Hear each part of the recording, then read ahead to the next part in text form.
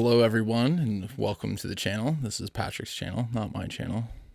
Today, for the first time for Patrick ever, we're going to listen to Metallica's 1997 release, Reload. Or was it 98? Come down, sigh.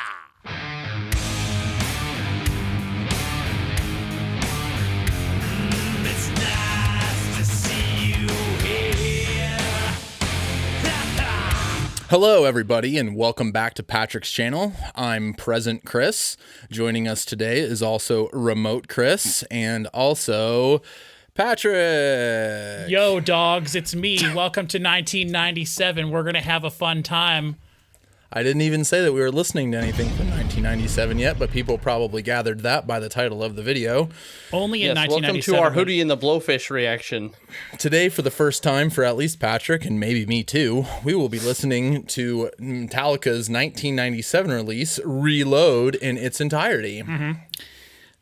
Yeah. So, okay, well, we want to welcome Chris Schoenberg back after being gone for so long. I only respond to Present Chris now. Present Chris. He had a really great reason for not being with us, and that reason is that he doesn't like Metallica after And Justice for All. So, so there you go.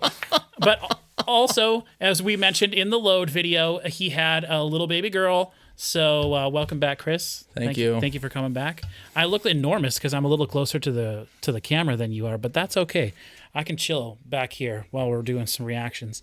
So anyway, welcome everybody. We need out again. I was gonna shave my facial hair into like a really stupid looking 90s thing, and all I ended up doing was getting rid of the stuff between here and here. So you might be able to see a bit of my tan on my face. But I did get a sweet little necklace that I have from the 90s, and I got my hat on and my sunglasses. So we're going to have a fun I like that you time. put your necklace over your headphone cable. Did I? You did. How did you even do that? You put the headphones on second. I didn't, because my necklace fell off. Oh. Oh, this is great. Okay, well, anyway, all joking aside, we are so excited to be here to do Reload. If this is your first video with us, know that we have been reacting to Metallica since the beginning of the year, going through all of their albums.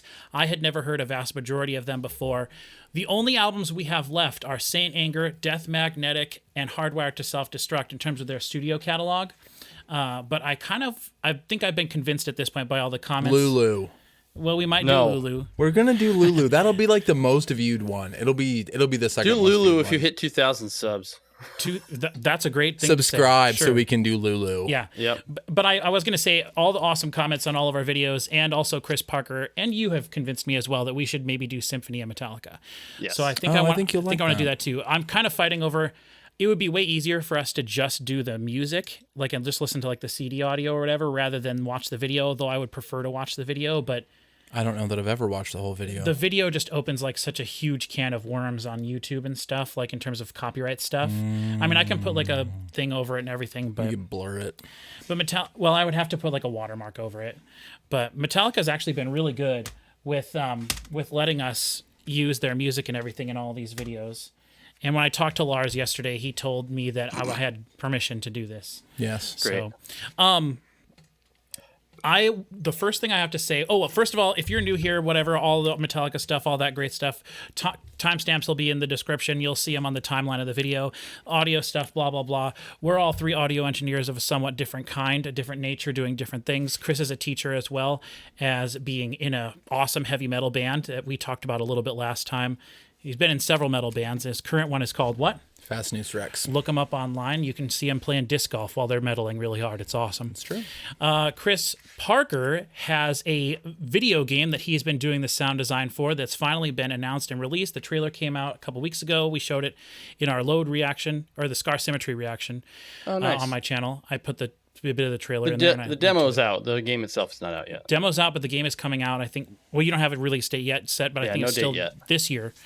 Was what you were saying. That would be 2023. That's the current year we're in. That's true. Well, 1997. but yes. So we've all got different things going on, and that's sort of a little bit about us. I want to just tell everybody that's been here with us for the last few Metallica reactions, if you've been here with us from the beginning when we did Ride the Lightning, thank you very much for sticking with us through all this. If this is your first video, know that if you go back and watch our Ride the Lightning and Master of Puppets videos, that's just me and Chris, present Chris here, we kind of sucked when we were doing that, so please don't leave me nasty comments about how we talked over the music too much. I get every single day I get 2 or 3 comments saying like you these idiots need to shut up or whatever. They're talking to me, but I have the same thing that I reply to everyone. I say, hey, you found our first Metallica reaction video. Thank you very much for checking out my channel. Please check out our 72 Seasons, Black Album, Kill 'Em All, and Load reaction, and Justice for All and Load reactions that are way better than this one and Master of Puppets. Then come back to Master of Puppets and you'll appreciate it more. You should just say no you. No. I try to be nice. So anyway, I just want to say thank you to everybody. And the thing that I was most surprised about with our Load reaction, which was the most recent Metallica reaction we've done, it was just Chris Parker and I for that. I was so surprised by the amount of love that everybody in the Metallica community has for Load. I was just expecting people to hate Load and trash it, and it has been the exact opposite of that. Everybody said that they love Load and that it has aged very well, and I had someone comment yesterday that they think that 90s Metallica is actually peak Metallica. And then he went on to say in his comment that he doesn't think that their best songs were in the 90s, but that they, as dudes, were like the coolest they've ever been when it was the 90s. And I said when we were doing our Load, did you watch our Load reaction, Chris? No, but I did listen to the record, okay, even though I wasn't here. Yeah, okay. Well, one of the things that we said, that I said was, I think that this style of music fits James' voice way better. I think that James Hetfield as a metal vocalist, in my opinion, on Ride and Justice and Master, he never got as heavy with his vocals as I wanted him to get. And so I feel like this, the bluesy, heavy, sort of like Southern rock, fits way better with his style of vocals. And he changed his style of vocals a little bit for this. Obviously, he's singing differently than he was for Kill 'Em All and Ride the Lightning and stuff. I also want to say, Chris, you weren't here for our Kill 'Em All reaction. I just want to get your quick opinion on Kill 'Em All. If you haven't listened to it for a while, whatever. I haven't listened to it for a while. Is there anything that sticks out to you from that album? Or? I don't know. I've probably I didn't tell you Four Horsemen several times. I put you on the spot, but you did. I don't like. I have some friends who say that like that's their favorite one. I don't really agree with that. I mean, like, it's cool and there were some songs and they were young dudes, and I like Master of Puppets and Ride the Lightning and maybe even Justice a little better than that, but those are I like those ones. They were a metal band then, which I'm not so sure about. You know, I will. What do we always say, Chris Parker? What do we say here on this channel? If we were a big channel and we had lots of subscribers and I made money and stuff, I would absolutely make a shirt, and our slogan here would be what, Chris Parker? It's not metal. It's not metal. That's what our slogan would be. We kind of made. That's fine if you make fun of me for that. Like, my metal elitist card will get taken away if I don't judge things about whether they're metal or not. But yeah, so it would be really great if we did like a pseudo sort of review, like, you know, because you do already anyway. But if it's like, and now here's the board on whether or not this is metal, and then no, I'm afraid not. This is not metal, and it's just every single album that comes across. 100%. But on that thing, I enjoyed listening to Load. I don't know that I've probably listened to it in its entirety, maybe not in one sitting before, but it's fine. And I think that maybe part of the thing about, if somebody said it was peak Metallica, I think it was the most Metallica. I think that's the Metallica that gets memed about the most in the 2020s. Right? Like, when I was listening to that stuff, I'm like, oh, well, this is like, because I didn't really get into those, right? I was really into Justice and Ride the Lightning and Master of Puppets mostly. Those were the Metallica records I really listened to over and over and over again. But everybody knows all the stuff that came out in the 90s, right? If you like metal stuff at all and you're of the age that we are, you know all the Metallica stuff, and that's the stuff that gets made fun of. In fact, the first song we're going to listen today is like probably the most memed about Metallica song ever. Is it? Right? I don't know. One thing I wanted to say about Kill 'Em All was just, first of all, I think Whiplash one of the best Metallica okay. songs Yeah. that I've heard so far. And I think that we had a comment on that video that said something really cool, and I really liked how they worded it. I'm going to totally butcher it, but they basically said something about how before, and this is sort of hyperbolic a little bit, but I think you'll get what the person was saying. They said before Metallica made Kill 'Em All, if you would have told somebody metal music was something in particular, it might not necessarily have meant the same thing. That after Metallica released Kill 'Em All, you went to someone and said it's a metal record, that it meant something slightly different. And that like the verbiage of metal, because to me, that's the question I've always sort of had. Like, Black Sabbath was considered metal, right? And Steppenwolf created the term, so like relatively. I mean, so that like, just sounds like I've heard people say that Black Sabbath invented metal and Metallica perfected it, and it kind of sounds like what you're saying. well, this person was saying that Metallica, even Kill 'Em All, they said at the time was popular enough that it sort of changed the zeitgeist of what metal was. I believe it. And that was really, when I read that comment, I was like, oh, this makes sense to me. And I actually really like what this is saying. Like, because I had been wondering about that transition, because at some point metal had to become what you say is metal, the, fast, thrashy, intense stuff, which is not what it was considered, when people thought of Metallica or thought of Black Sabbath as being metal music, right? And so at some point, the definition of what metal was had to change. And this person was saying that they think that Metallica's Kill 'Em All, and they also mentioned a couple other albums too. I think they mentioned Motorhead, and they mentioned Iron Maiden probably. But there was a couple other bands that they, maybe even Megadeth. When was Slayer's first album? Around the same time as Kill 'Em All, maybe a little bit afterwards. To the first one, Kill 'Em All was 1994. Hell Awaits. Is that the first Slayer album? Oh God, put that on Kill the 'Em All was internet. 1994. 83. 1983, yeah. And I think that, let's just look it up. Yeah, that's fine. I mean, whatever. We can talk about. We can do all the Slayer albums next. I thought about, okay, so while you're looking it up, I can tell everybody we're in the back half of our Metallica reactions, and part of me is like, okay, thank goodness we can do something different. Show No Mercy was 1983. Hell Awaits was 1985, according to the internet. Yeah. And would you say that their first album was sort of similar in style to the Kill 'Em All? I don't even remember what Show No Thrashy, Mercy fast is. stuff? I've listened Okay. to it. I mean, Rain and Blood is the one that everybody knows. But Right, but that was later, right? That was in the 86. 90s or 86. Really? Same Wow. year as Master What a of year. Puppets. Master of Puppets, 86. It yeah. was. Wow. Okay, well, anyway, I was just going to say real quick that we've got all the Metallica stuff still planned, and Chris Schoenberg hasn't been with us for a while, so he hasn't been here when Chris Parker and I have discussed this, but when we're done with Metallica, whatever we decide we're going to do, whether we do Lulu Symphony of Metallica, I want to react to some live clips somehow. When we're done with all of that, we're going to sit down and we're going to do like a 3-hour just us talking about Metallica podcast. Like, we're going to at not least listen you to have anything. already decided it will be 3 hours. Well, I mean, 3 hours is the low goal to shoot for.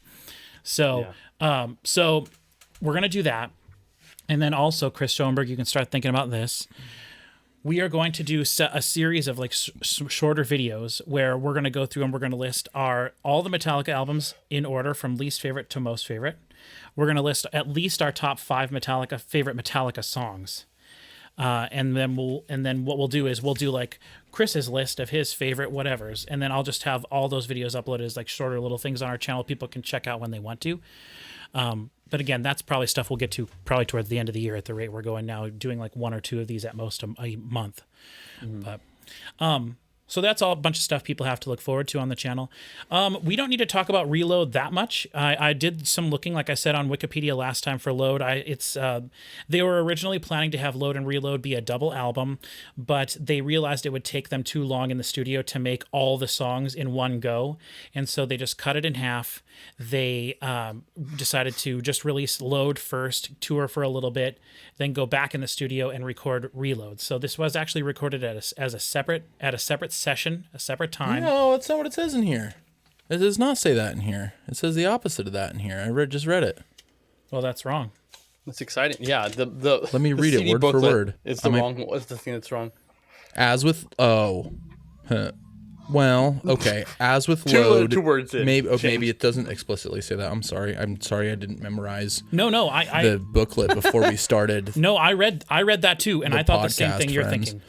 Because it worded. says in here, I will read it verbatim. As with Load, this album was recorded and mixed at the Plant Studios, Sausalito, California, at various points in time between May 95 and February 96, and between July and October of 97. Oh, so there were things that were recorded during the load sessions. That's So you're right. That's what that that's says. what is that. Yeah. So it doesn't sounds like it's Yeah. completely separate. Well- but come on, they can knew leave the that book they out. would sell way We'll look more. They'd sell twice as many if they didn't have it as a double album. Well, I think that's probably I'm one sure thing that's that they really thought too. the thing that But I am excited to know that this wasn't necessarily all recorded at the same time as Load, and it's not going to sound identical to Load, and that it is a different album. That's what I was getting at. So I'm excited for. Even though I did really love the way Load's. What did you think of the sound quality of Load, Chris? Did you just listen to it in your No, car? you told me before I listened to it that you thought it was the best sounding Metallica record we'd listened to thus far, and I think that I would agree with you. Yeah, I've listened to last night I listened to the first half of the album, which is by far the better half of the album. But I listened to the first half again, and I really am disappointed that Black Album wasn't recorded and mixed the way that album was. I think Black Album would be. I think that's no. Like I one think of the you best have Can to you albums blame of it all though? Because time. it was It was earlier. before. So the other way makes sense though, because now and after I thought about No, that, I'm just saying listening to production Load, wise. I'm just saying production wise. Well, like, yeah. I wish Black Album sounded like Load. That's all I'm saying. Well, but then what I makes can it agree with even? that. But it makes the other albums that came out after it that don't sound as good because they exist. In fact, you can go listen to what we said about 72 Seasons, which wasn't bad. Right. But like I think that Load sounds better than 72 Seasons.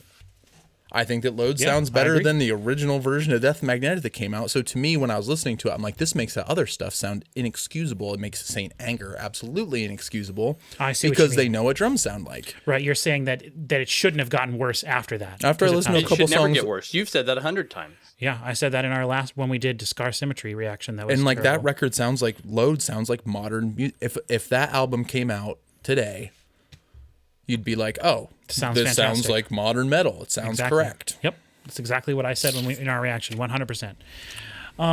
Yeah, exactly. So I'm excited for this. I think that I think 1, 2, or 3 songs that are on here. I did look in the book, and I did see, spoiler alert for anyone who's listening with us for the first time, that there in one of the songs, Low Man's Lyric, there is a hurdy-gurdy and a violin. So Yep, that's a great song too. So let's get to that song. I'm excited for that. And also on their wiki page, it did mention that there was like a big deal that for the first time on any Metallica album, there was a guest vocalist, a guest person contributing vocals. And that is Marianne Faithfull. Marianne Faithfull on Memory Remains. Memory Remains. Yes, I can't read words, but you can say them and I can hear them. So that is... There you go. That's Reload in a nutshell, and we don't want this video to be super long and the album's super long, so let's just get right into listening to the first track. But first I have to take my hat off because this is not going to live on my head the whole video or I would suffocate. Hold on, let me fix my hair here. Very And then I rare have condition to- where he breathes out of the top of his head. I wish I could breathe out of the top of my head. That's why he doesn't have any hair there. Oh, hold on, I need to take these off first. Oh God, how am I going to get them off my necklace? Necklace. This is like the first time I've ever worn a necklace. It seems like it. And also, I don't want to wear the sunglasses either. So I'm going to take the sunglasses off. Ta-da! Hey, I did my makeup like Lars. Huh? Now that the channel has 1,000 subscribers, we've just got such a big budget. Patrick can do makeup. Hey, 1.3 subscribers, baby. 1.3 thousand. 1.33. Wow. Let's get that number up, folks. Yep, Lulu at 2000. Lulu at 2,000. We need graphics on the bottom. Can we say Lulu at 5,000? Because I don't want to do guys Lulu. will like it. I don't think you'll like it, but I think you'll have a fun time listening to it. It'll be fun trash to make fun of. And it's funny that Chris Parker's never listened to it. That's funny to me. Yeah, I have guess. tried. I I've listened to moments of it. To me, I'm kind of over this year listening to albums that sound like garbage. It doesn't sound like I mean, it garbage. sounds fine. It just has Lou Reed just- in it, it so just it's totally is pointless garbage. to hear. I don't know that much about Lou Reed. You might love it, Patrick. You like crappy stuff. I do like weird stuff, that's for sure. You like it when weird old men talk over music. No, I don't. It's basically Leonard Cohen. I don't like it. It's basically Leonard Cohen. Okay, hold on. You cannot He is talk spinning trash. in his grave. You cannot talk trash about Leonard Cohen, okay? The mere fact that Leonard Cohen's name was spoken out loud in a video about Metallica is heresy. But especially coming off of, Ronnie on the last album where James Hetfield's out here going like we're going 10-6-4-5 roadie on the side of the sin paintball. Load is the country album. Load is Metallica's country album. Mama said, baby, yeah. There's other country stuff in there, and the cowboy hats, and there was something about, the Outlaw Torn. That's a country song, right? Hence the cowboy hat. Yeah. I know what I'm doing. People still give me crap for wearing that all yellow shirt in our 72 seasons. Why? I don't know. This one guy commented the other day, he's like, wow, you have to be really brave to wear an all yellow shirt. Yellow album. That's exactly what I said. Yellow must have album, missed yellow it. shirt. Missed the People point. thought that was so funny. It's yellow album. Like, well, it's yellow. Hey, it's just like the Harry Potter books, right? After a certain point, each one has a specific color associated with it, and it's easy to remember it by that. Yep, it's so that illiterates can find it in the store. Yes. Well, it does help with marketing, right? Although, Yeah. if we're going to mention 72 seasons, this is horrific case for a CD, right? Look at how this opens. Ew. Ew. Oh, but it looks cool when it's open. That's the thing, now. Old man. You broke it. Ha ha. I do have. There's a Ben Queller album that has the CD opens up into a little box So you- that you can What put was the stuff Ben into. Queller song? Which one? The one. Wasted and Ready? Nope. I haven't thought about that name in so long. I don't know. He's got a lot of songs. See, and I then actually I learned a really interesting thing about Ben Queller. After his Go Fly Kite album from 2012, he didn't make music for like 10 years. And I didn't realize that because I had kind of wandered away from him at that point. And then I went back and I was like, wow, he's only got one album and it's come out like last year. And it turns out that he and his family were staying in a vacation home somewhere and there was a carbon monoxide leak. And they his wife woke up and got everybody out of the house minutes before they all died. And he totally had a breakdown about it. So he didn't make any music for a decade, which it sounds like I'm being flippant about it, but it's that's crazy. That is crazy.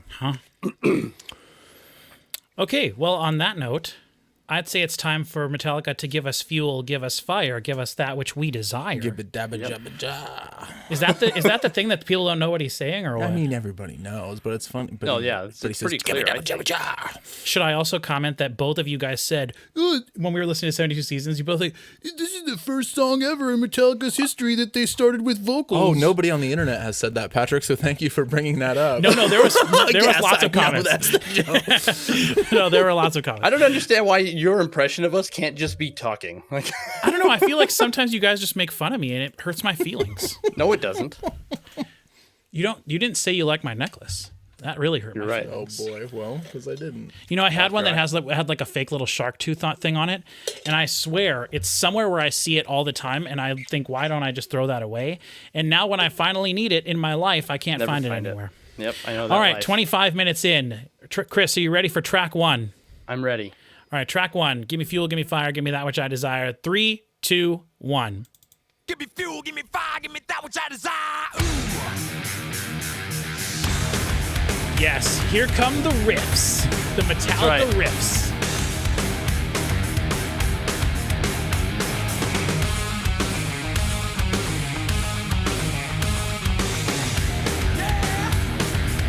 Turn on, I see red. Adrenaline crash, crack my head. Not so till you paint me dead. And I see red. This is the second album that Kirk did rhythm guitars for on the one side. Forehead, pull some man by knuckle tight. Go back in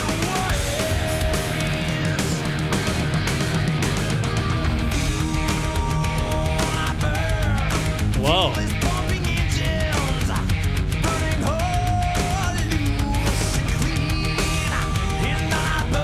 that sounds like a harmonica, but it's just vocals. That's does, very cool.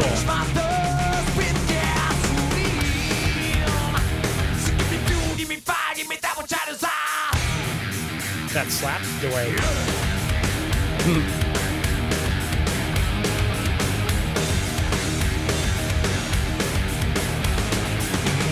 Forgot to get my pop. I'll go run and get it after this song. Can you hear us at all, Chris? Yeah, a little. You can?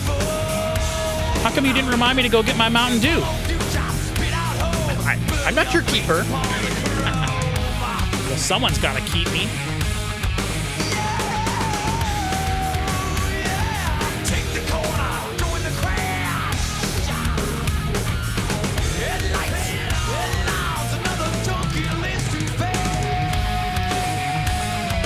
Dude, listen to that kick.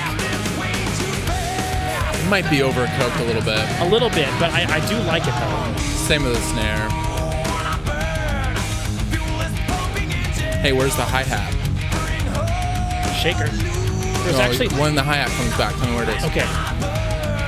There's actually someone in the book listed as auxiliary percussion, additional percussion. Where's the hat? Right in the middle.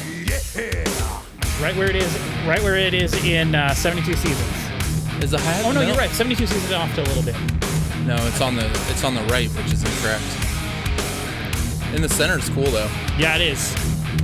Why wouldn't it be? Right, it's a totally different frequency range than his vocals, so it's not going to interfere with anything. You're gonna get yelled at for talking too much. I know. I'm excited to have Chris back.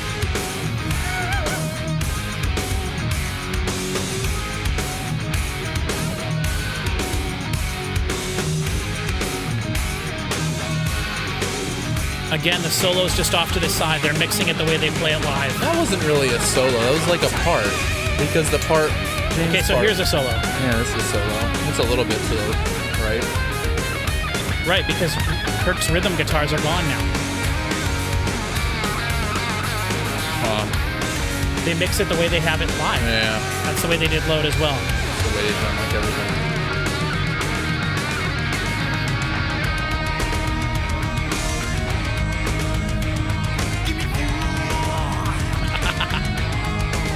I've never heard this full song. I think I've only heard the first 5 seconds.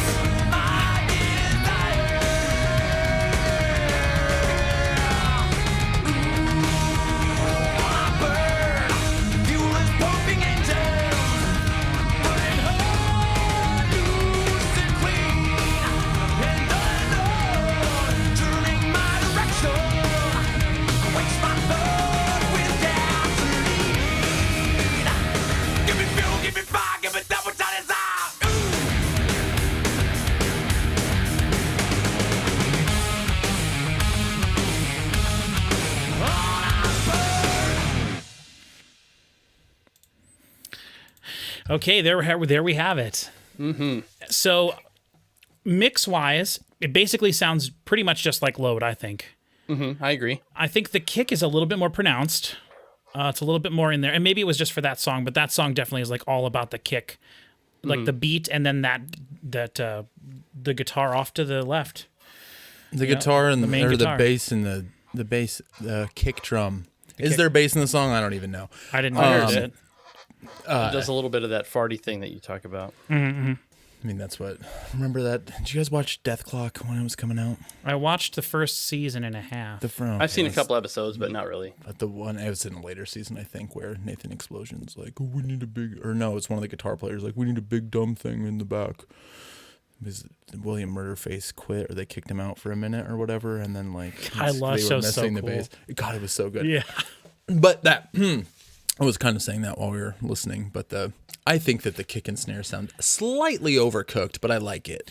I didn't feel that about the snare. I do like where it sits in the mix a lot, and I think that I do know what you mean, being a little overcompressed and stuff with the and a little hot in the mix. Well, the kick. I mean, like there's a lot, like you can almost see the EQ curve on the snare. Like it sounds like roomy and real, and like there's a lot of snare in the snare, right? The little metally bits on the bottom. Right. I mean, Patrick and I don't know how drums work, but I have heard that there's little metal wires on the bottom of the one drum that makes it sound different than the other ones. you can turn them off. You can even turn them off, and then really cool. and then it sounds like Then it sounds like George of the Jungle. Oh, or like George of the Jungle. Right? Hey, we're talking 1997. You right? can go read the comment sections on the other videos if you'd like to get the inside jokes here. But like you can like. It sounds roomy and it sounds real. Like there is no like, oh, that's a synthesized snare drum at all. Oh, yes. But the like kick that- too, the whole drum kit sounds real because I'm sure it is. Well, it is. Well, that's so different from a lot of stuff that we listen to nowadays. You know what I mean? That it's like it's supposed to just sound imaginary. Yeah. Like, I mean, Chris and I, just before that we started doing this, we did what? That's just imaginary. Well, I used because If you imagined it to sound as good as it possibly could, it makes sense. yeah, because Right. No, it's just I've never heard it put that way. And I thought. Yeah, that's a. But like I can almost see that hump at like 2 or 3K that's in that snare drum, and like I think that I've made stuff that sounded like that.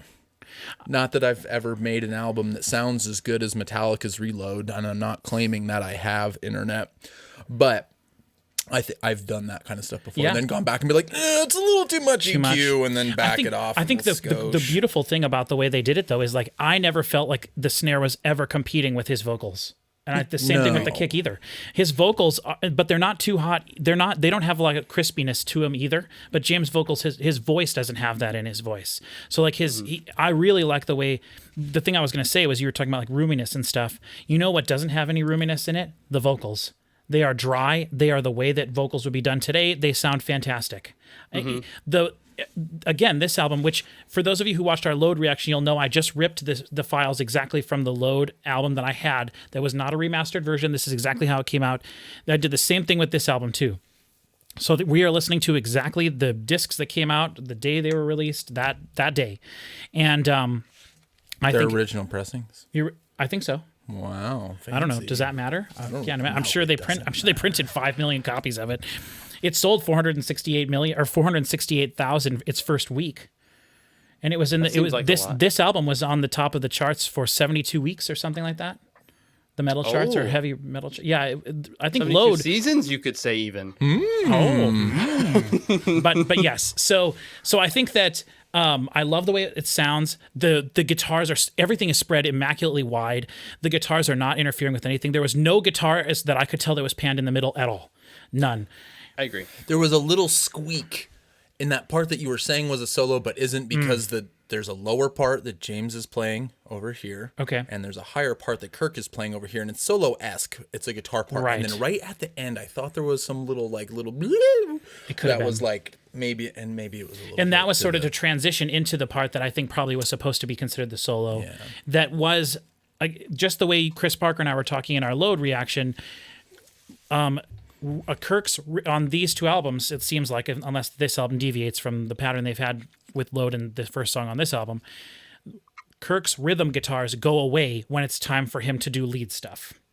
And I think when I was re-listening to Load, I think one of the things that I liked the most about it was you can listen to the songs, and Kirk and James are doing different rhythmic things throughout the songs.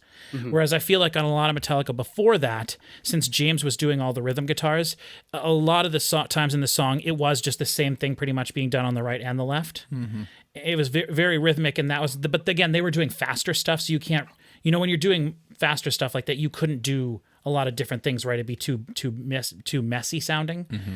But when they're doing slow stuff like this, you can noodle around and do more bluesy sort of riffs and things, and you can both be playing sort of different riffs, and it works really nice, and especially works since they're panned so dang far one side, and it has a very wide stereo I do wish that the harmony part wasn't just like hard right. They did that on the last album too, remember? James can't have it in the way of his guitars. That might be part of it. That's the whole thing. That's why every Metallica album is the way that it is. The most important thing is James' rhythm guitar, and everything else is secondary to it. Huh. I mean, I don't. When I figured out the hi-hat thing, because James' guitar is in the left, And on most Metallica albums, except for at least on Fuel, because that's as far as we've gotten, but the hi-hat's in the center, which is a great place to put a hi-hat. So if you're mixing a record, put the hi-hat in the center. It's where the rap records put it. Yeah. What sounds better than modern rap music? Not much. It's true. But anyway, or electronic music or whatever, right? You're going to put the hi-hat in the center. It's where it comes on default when you drag it in the Logic. Right. Okay, Chris Parker got it. And what other source of information do you need? Right?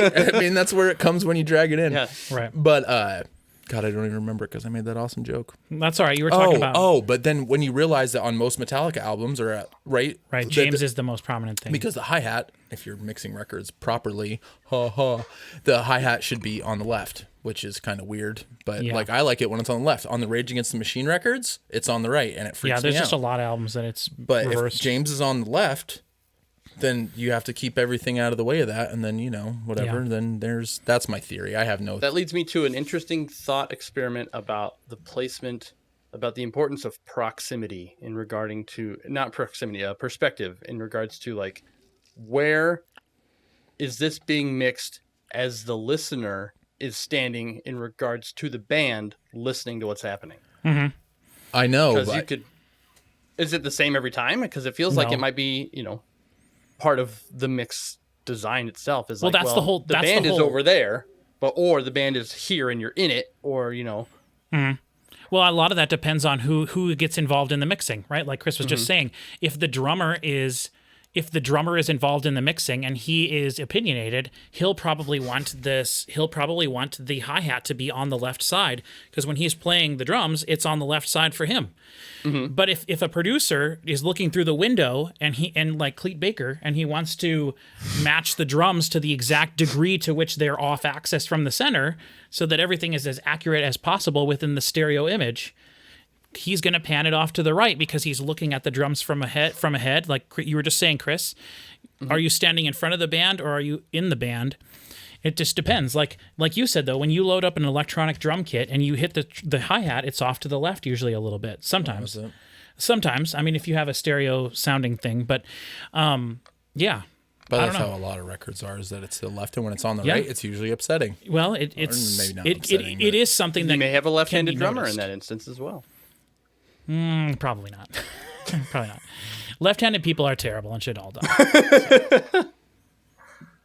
Next song. No, Chris is left-handed. I am left-handed. I mean, ish. Well, you play guitar. I play guitar right-handed. Right-handed. So, but when you were in baseball, did you bat left-handed or right-handed? I throw the baseball with my left hand. Throw the baseball with your left hand. Okay. I kick goes on the left-footed. right hand. Really? Mm-hmm. That's interesting. Do you know that in hockey that like people are just both ways? I mean, like it doesn't really matter what you. That's as it's been explained to me, I'm not a hockey player. No, I believe that. But the interesting thing there is when you're skating. Yeah, I guess I don't know. Skating's just running. Essentially. Running. Do you run lefty or righty? Yep. I don't run. Okay, I can't see the track titles when we pull them up, so I'm going to have this. Memory Remains is next. And the memory remains. Patrick, just like you've that. heard this one too, then. I have heard this one, and I have heard The Unforgiven 2, I believe. My mind was blown last video when you said there was an Unforgiven 3. I had no clue that existed. Good. Oh, yeah. So Unforgiven 2 is on here. I'm excited to get to that one because hopefully we hear some more. I hope it's. I can't remember. I've heard it once. And I know that he says the words, "You're unforgiven too." Like that's like TOO, right? Yeah. Like you're unforgiven as well. So but I hope that there's acoustic guitars and strings and all that. And don't they work the word 3 into the? I don't think so. I don't even think they say Unforgiven in 3. That one's Death Magnetic, right? Mm-hmm. Well, we'll get there. I know at least that much. We'll get there. Okay, but for now, we got The Memory Remains, this is the first song that features a guest vocalist. We're going to listen to this song, and then I will satiate everybody's curiosity, at the same time satiate my thirst by going to get my Mountain Dew. But we'll listen to this first. This is The Memory Remains in 3, 2, 1. Fortune, fame, mirror vein. That was a weird start. Insane, but the memory remains. God, it's so massive. I just freaking love the way it sounds. Oh, there's bass. Yes. Heavy rings on fingers wave. Another star and eyes and green. See the nowhere crowd to nowhere That's all James, right? Yeah. Yeah. Him like doing different voices. Yeah. Higher and a lower.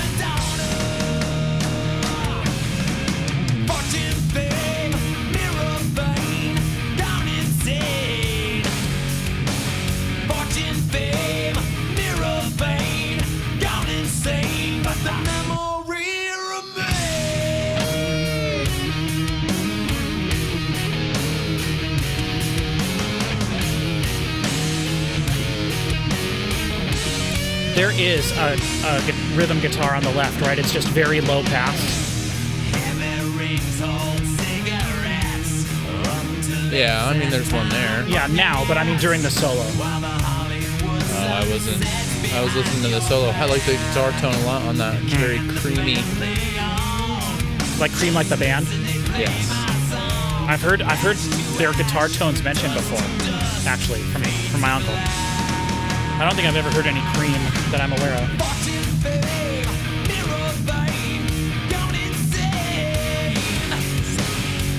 Ooh, whisper track.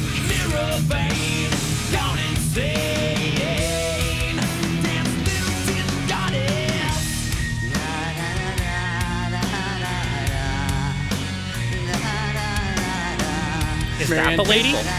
Yeah, she's like 300 years old. She was like 97 when she recorded this? That sounds terrible. I mean, it sounds like an old lady. What do you It want? sounds like the dude from Live. You remember that band?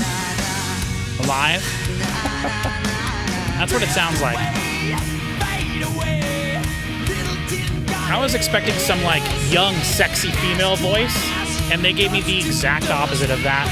And maybe once I get used to it, I'll be okay with it, but for now, I'm shell-shocked. I've never heard that before. I would remember that. That was something Godsmack would do in a song. You know?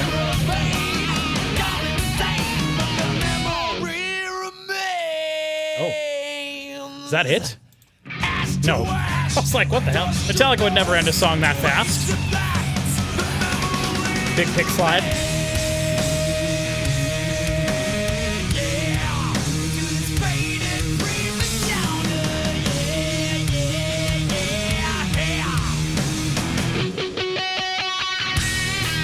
Wow.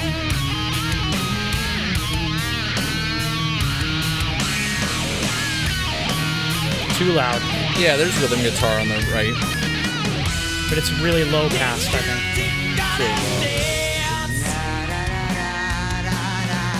Maybe I have heard this. What a strange thing to do. Metallica's weird, dude. Some ride symbol there. Very rare for him.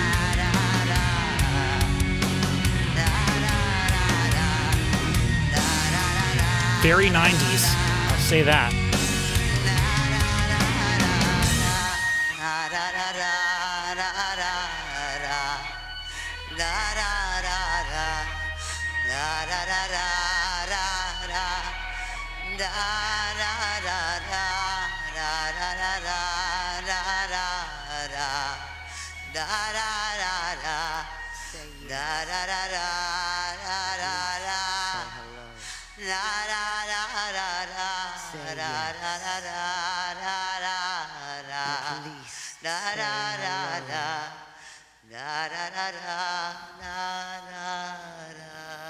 Okay, you know what? They sold me on it. I like it. I think it was cool.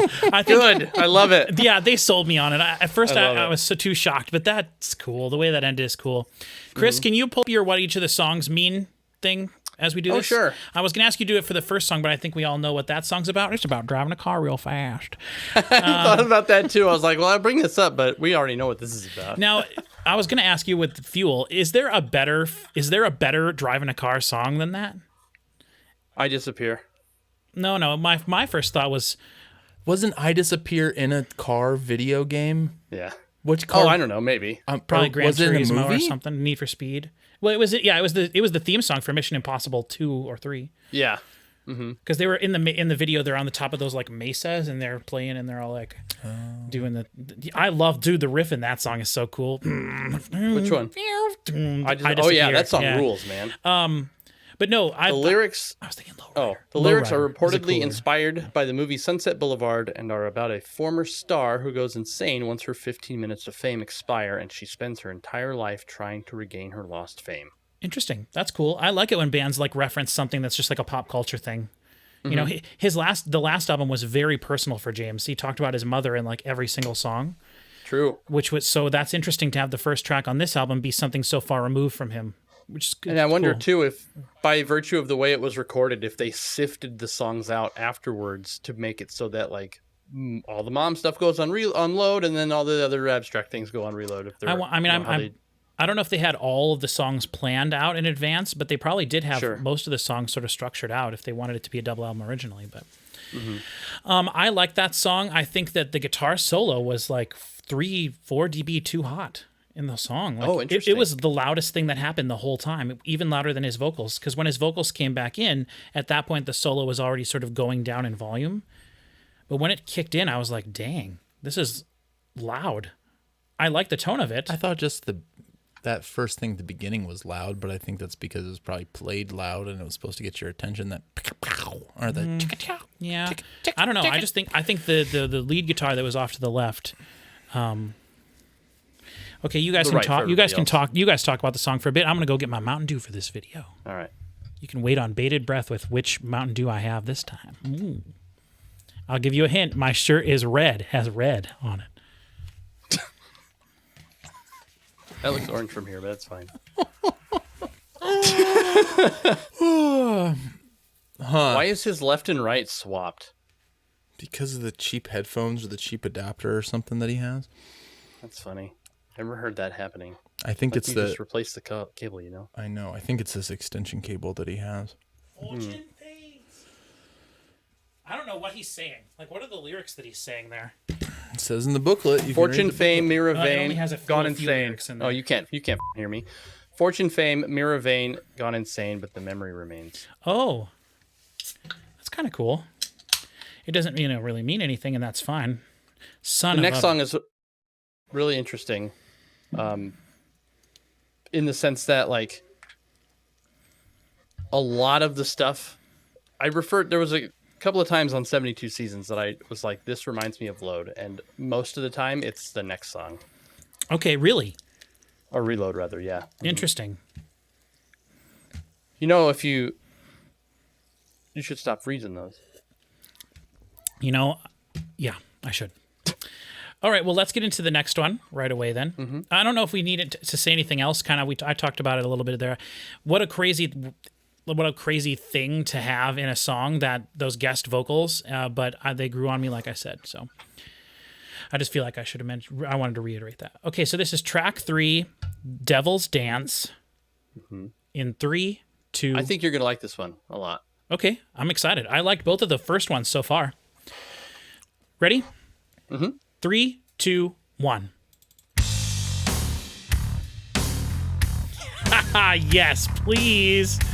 I'll take that. Dude, there's the bass. Yep. Dude, that drum beat is massive.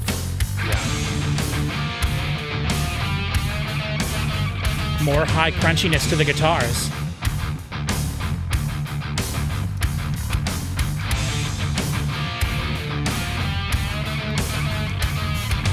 This might be one of the best mixed things I've ever heard. It's heavy stuff. Obviously not like grand piano stuff.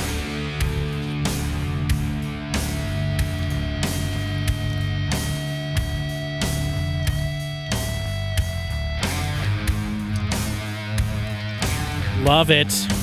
Ominous tones.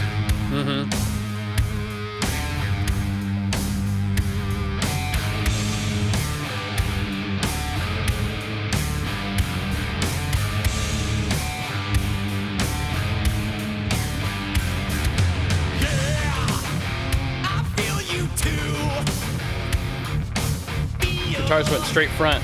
Yeah. Interesting. Yeah. Why'd that happen? Hi-hats off to the side again a little bit.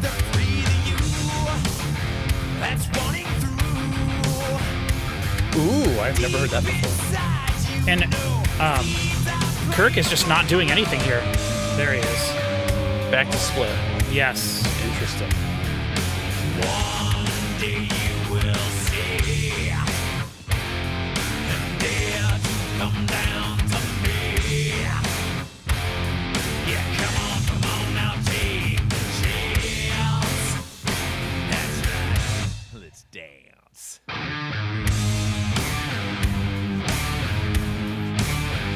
Me liking this very much. Very much.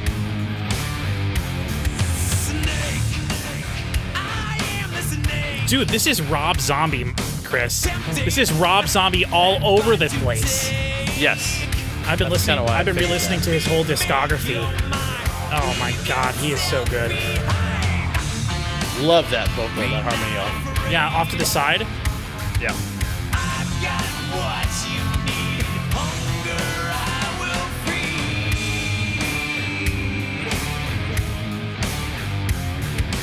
One day you will see and dare to come down to me. Was this produced by Bob Rock? Okay, yes, it was. Now take Yeah. the chance. Come dance. Yes, I have no problem with that. I love when they stop and just say something or do a little something and there's just silence and then just Yeah. it comes in. Whoa. That's got to be an octave or something on there, right? An octave pedal? I don't think so. There it is. I think it was. There's so much zombie in that. Yes, yes. I love that. I think it's cool. Come down to me. Yeah, come on now, take the chance.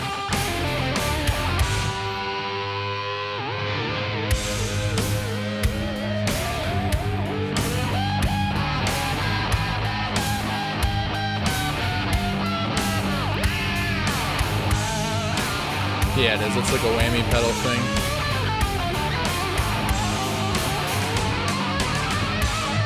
Whoa. The lead guitar came all the way over to the left. Is that the first time in Metallica up to this point? And James is like, no! You stop that at center.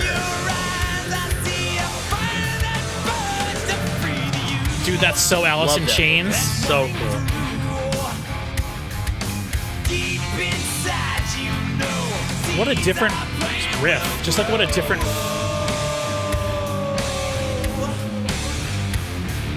And those are Rob Zombie chords. We'll see. And dare to come down to me. Yeah, come on now, take the chance. That's right, let's dance.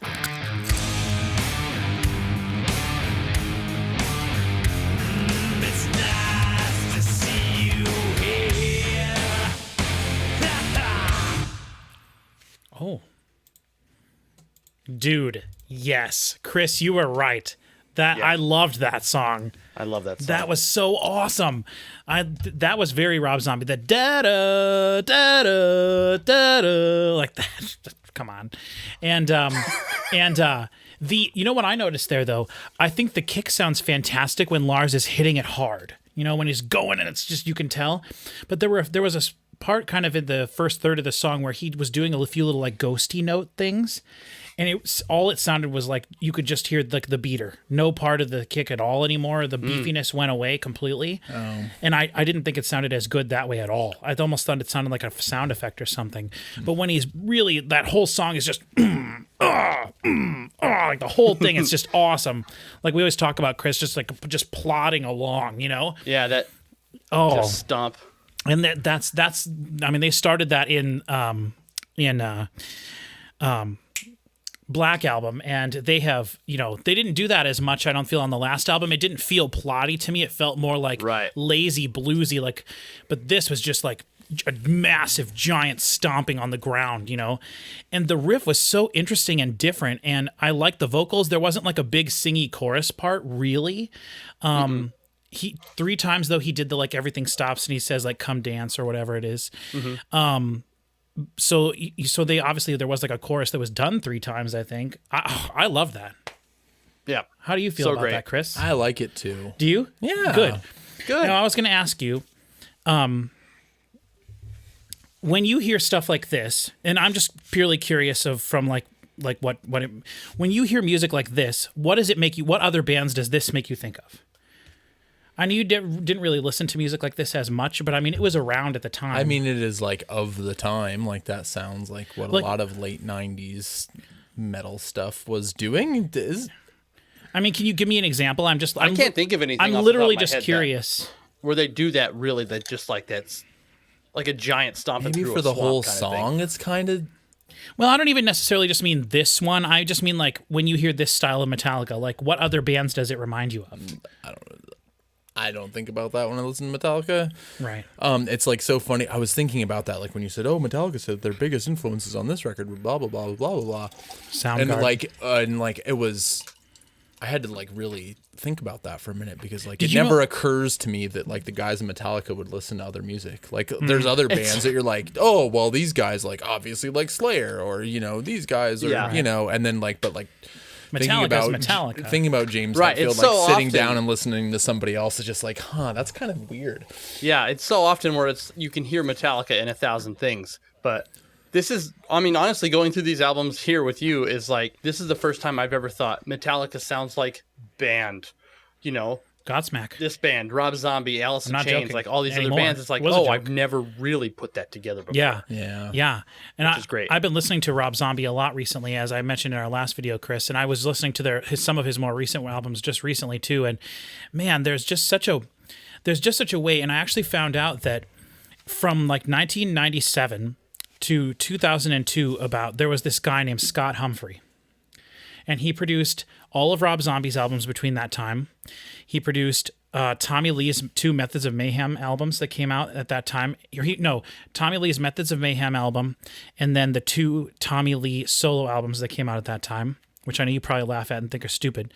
And then he produced a band called Element 80's debut album, and he did a couple of other things. But my point with I mentioning recognize that name. my point with mentioning this, Scott Humphrey, is that I had never realized that this guy did all of the production, the mixing and recording and mastering for all these different albums. But if you would have asked me before, Chris, when we were talking with Lo, do you remember the album I said that I think has the best sounding guitars I've ever heard on them? I don't. It was a Rob Zombie album.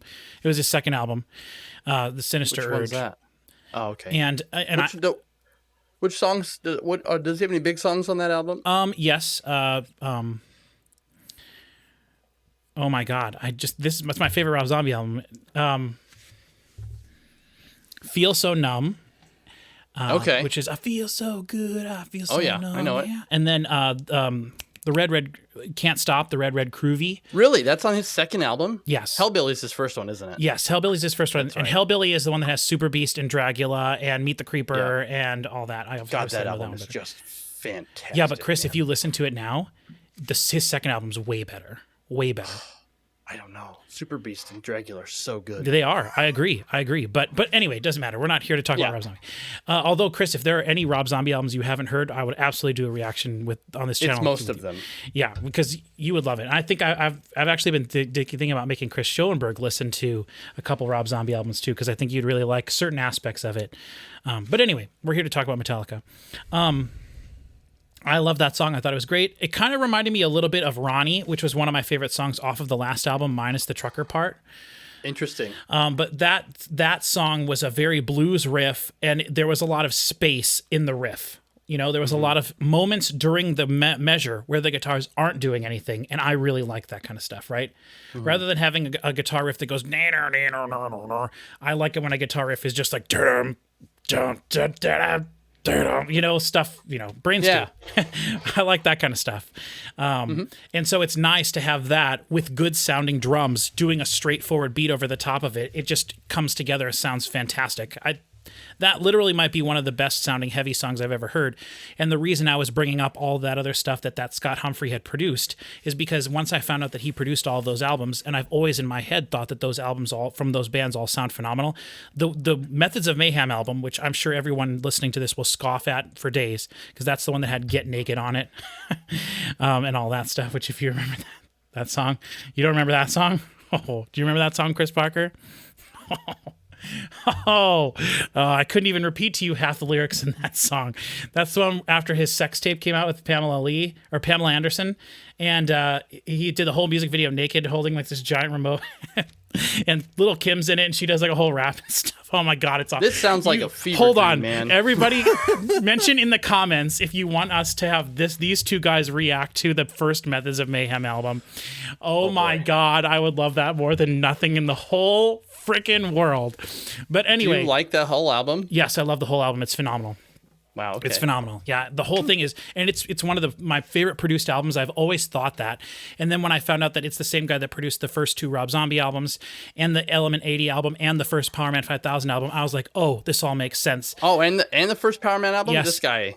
Not the first one. Not the Element first 80? one. Their 1997 one, the Tonight the Stars Revolt, the one everybody knows. The real first Power Man album. No, the real first one is Mega Kung Fu Radio, but I understand Right, but what I mean, you're who saying. listens to that? Right, only good people who like rap metal. But what I'm saying is, all right, track 4, The Unforgiven 2. I'm really hoping we get a trumpet to start it off like we did The Unforgiven 1, right? And I'm really hoping we get some strings and some extra elements to this song that aren't just guitar, bass, drums, vocals. We'll see if we do or not. In 3, 2, 1. Same thing. Let's go. This is actually the beginning I was thinking of. Dude, awesome. I love this song.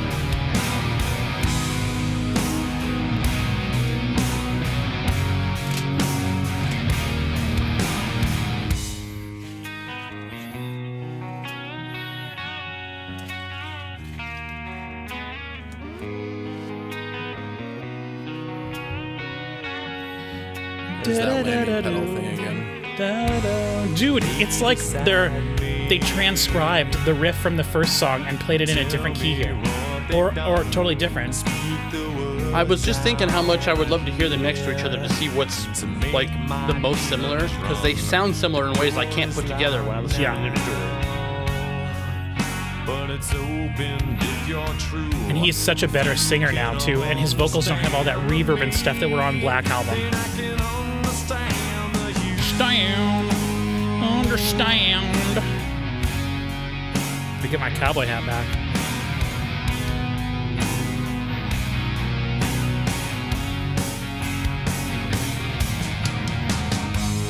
Lay beside me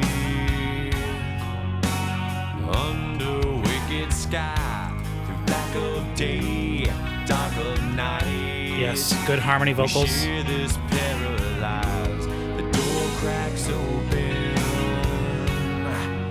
but there's no sun shining through, like hot scarring dark of steel. But there's no sun shining through. No, there's no sun shining through. No, there's no sun shining. What I felt, what I've known. Turn the pages, turn the stone. Dude, they are so ballsy. It's the same freaking song, but just a little different. I love it. It's like the sequel to a movie. Yeah. Sick and tired, I'll stand alone. Could you be there? 'Cause I'm the one. It's good songwriting. Here it is. Or are you unforgiven too? Dude, it's cool. It is cool.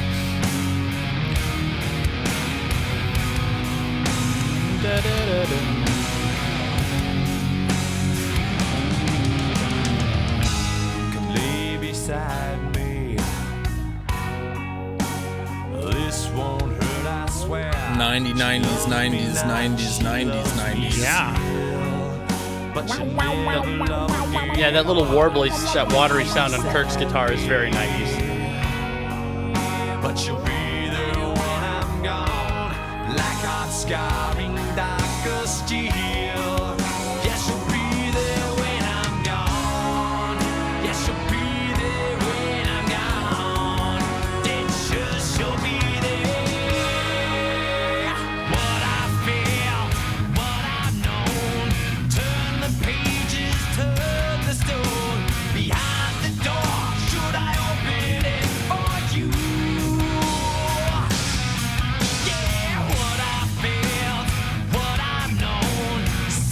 think the aux percussion guy played the tambourine on this song? I would guess. Right? Aux percussion is hard. It is. I'm gonna hire somebody next time.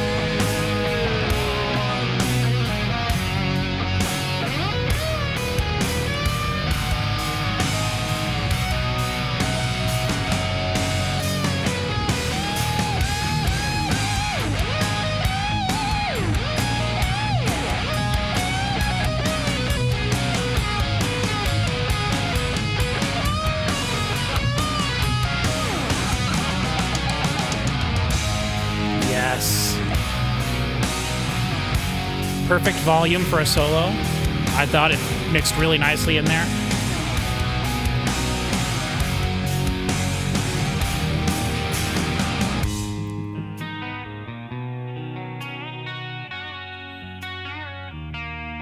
A little distortion there. Lay beside me. Yuck. Tell me what I've done. The door is closed. Quit hammering it on the strings so much. I think it's a. Is it a B bender? How else is he doing that? I don't think. It's only on the left channel, so they must have it's a- recorded yeah, it it's just- twice. Or with two mics. What the heck is that? A little bit of organ back there. Dude, this is epic. Do they do this song on S&M? They should have played both of them back to back. That would be badass.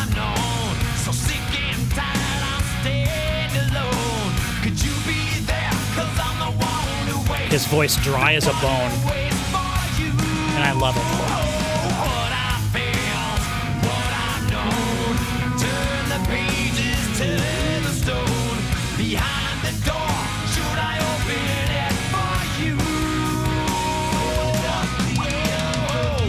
Yes, use these different elements. Build the song. Is it going to fade out? Feels like it.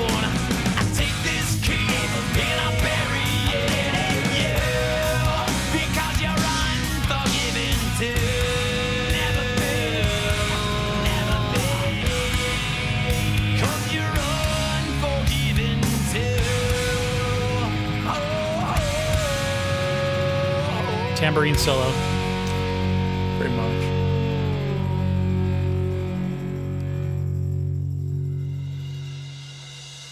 Got 10 seconds left.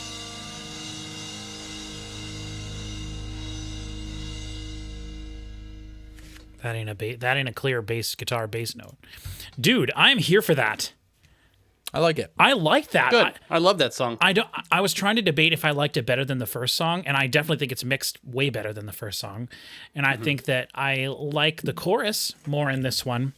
But there's just something that's so iconic about, that first track. And maybe it's just because it was around longer and I was familiar with it, way more than this version. But dude, the chorus here, that is so cool. Like the lyrics are so simple. It's easy to remember. I could probably sing along with it now if I tried, and I love that about it. And I love that it felt like if you showed someone, if they were mixed the same, because they're mixed very differently, Unforgiven 1 and Unforgiven 2. If you showed someone who had never heard Metallica or what am I trying to say? I think that they're just the right amount of the same thing. Yeah. If that makes sense. I'd agree. Like they're far enough apart in terms of the writing of the song that but it still feels like a sequel. It does. It's It does. presented as a sequel. Yeah. And it feels like one. It really And does. I don't know any other instance off the top of my head when a song is appropriately sequelized. Just check the comments. Like a week after Yep, the video somebody will comes tell me out, that. somebody will tell you.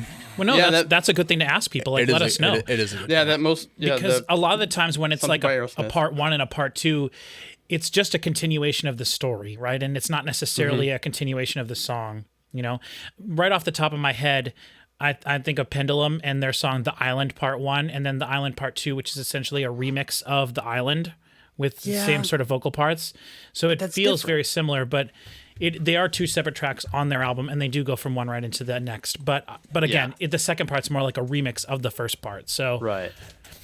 But I'm sure And there's And I will say that I really do like Unforgiven 3, but the thing about it that I I find to be a bummer is that it does not carry that same thread of style from 1 and 2 at all. It's a totally different song.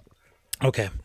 So they just went with the theme or the thematic elements or whatever that were similar. Okay, that's a bummer. But hey, we got Unforgiven 1 and 2, and that's really cool, really unique. All right, let's move on to track 6.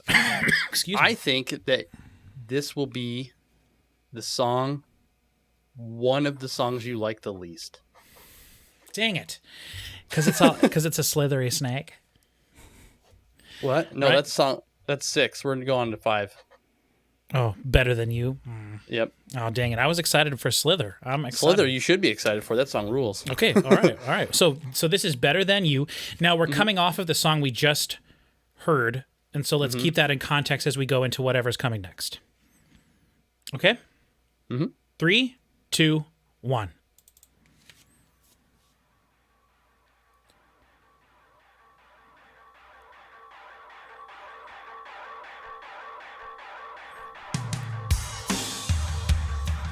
Whoa, reverb is back in a big way.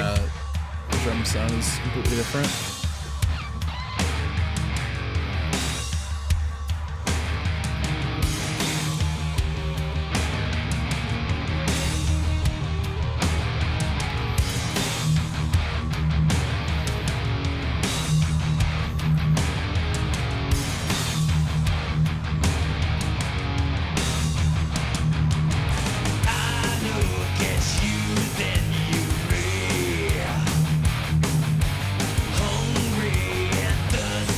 He's even got like a reverby, roomy tone on his voice. Maybe it's just double tracked. I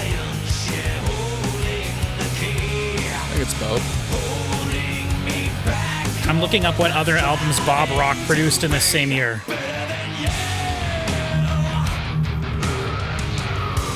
Why are the toms so weenie? You know, they should be going... Right? That's what this part of the song is calling for. It's like they forgot to turn those mics on and they just had the overheads. Which, I've never done that before.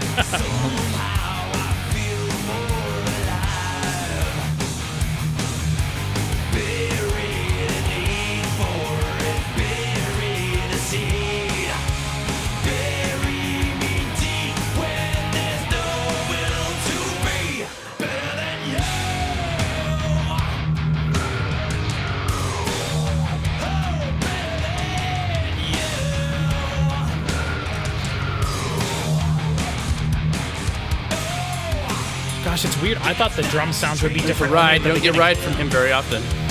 Yeah, Ride. Oh. Although there was a ton of Ride on Kill 'Em All. Every song, every verse. Ride might be the most metal symbol. Not a crash symbol, Ride Bell's pretty freaking metal. I guess. Gotta use it sparingly, though.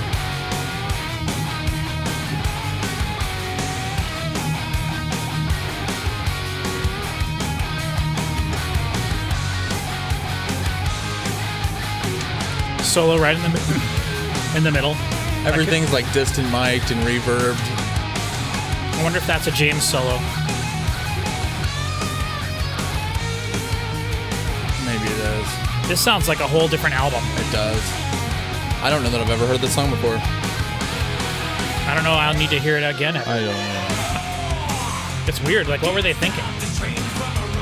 Unless this was parts of this were a demo, or maybe they recorded parts of this in 1996 for the load, and then, you know.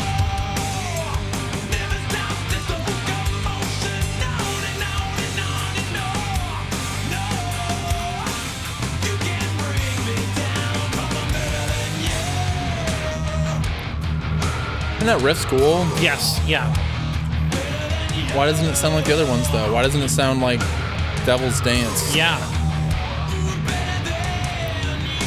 That's really strange. The vocals sound like Black Album. Yeah, that is it. I think it's a talkbox thing, isn't it? Yeah, it is. That's cool. There was a song that they used Talkbox on Load. Oh yeah. It was like there's a whole solo and stuff. It was very cringy in my opinion. Oh, dang It's it. cool as an effect. Yeah, yes, yeah. That was one case where they could have just ended the song there.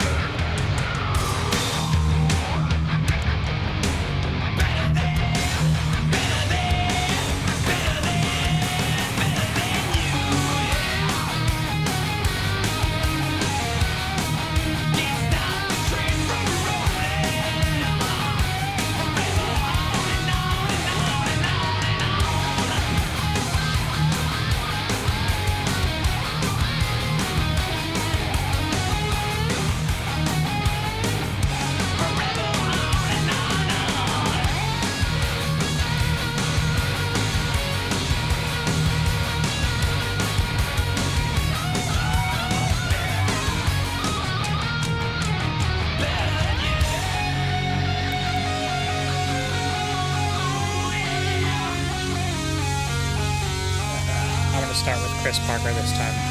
See what he thinks first.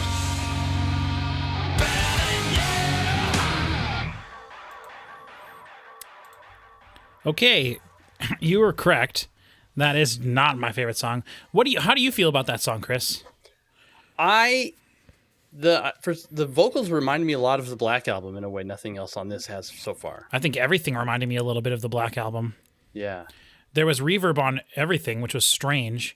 Mm-hmm. And the vocals, especially, they were doubled almost the entire song, which we have not been getting so far. And also, the lead guitars were in the middle, which they have not been on the last two albums at all. This one and Load. They were, though, on Black Album. Mm-hmm. I don't know. This just was strange. And I was wondering, Chris, if you thought that this was maybe something that they recorded as like a demo when they were recording stuff for Load, and then they maybe didn't re-record everything like they did for the other songs.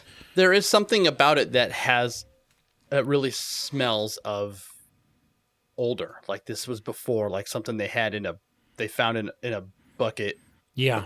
Like, yeah. Like, like if you were to use, to translate it to the world of computers, like, oh, here's a song we did for Black that we put in a folder somewhere because we didn't know where it fit. Let's retool it or something and, whatever. But it had some weird kind of age to it.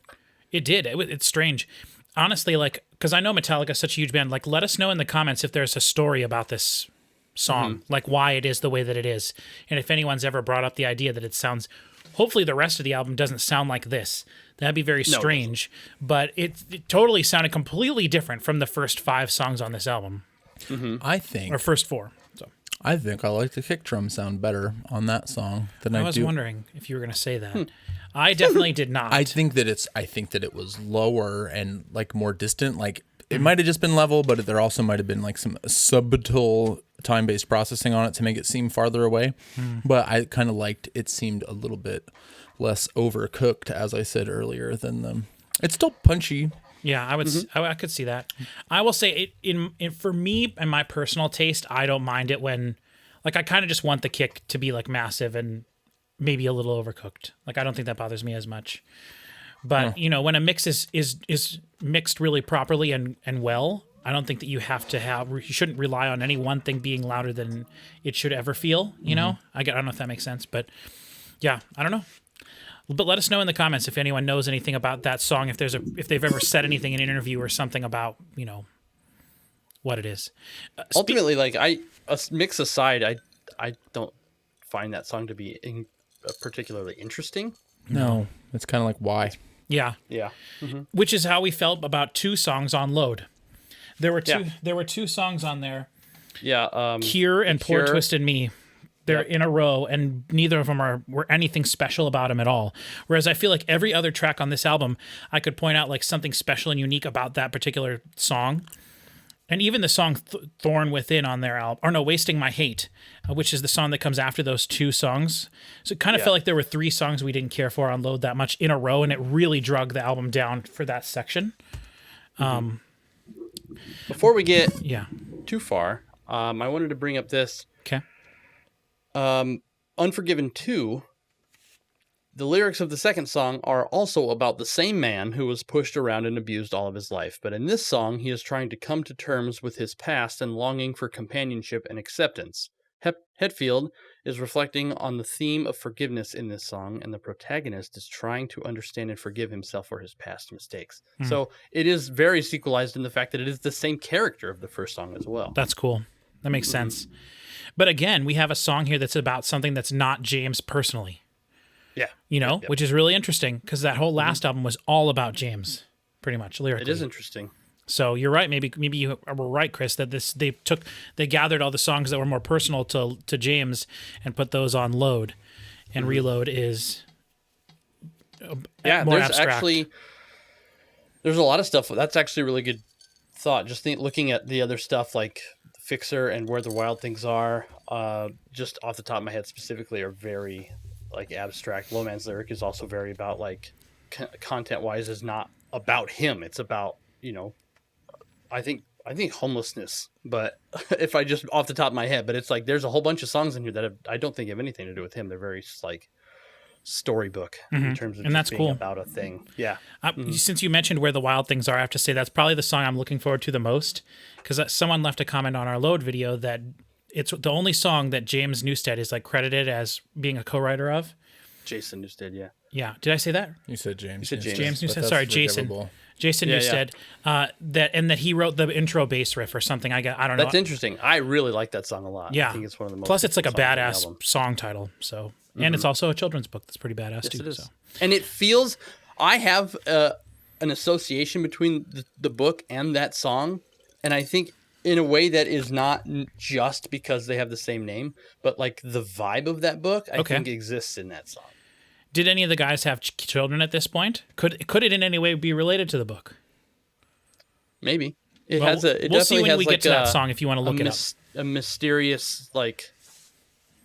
I don't know. Yeah, we'll get there. Yeah. You got anything else you want to say about this, Chris? Nope. Okay, we'll go on. We're on to Slither then. Track 6, Slither. And we know beating around the bush. Let's just get to it. 3, 2, 1. Ooh, I like all these songs. No, you did the same one again. Did I? Hold This on. is the last song. Wait, Chris, stop. What? I started the wrong song. Okay, Very so good. track 6. So now we're 1-1 on that. Yeah, because I one did and that one. last time. Yeah. Okay, track 6 in 3, 2, 1.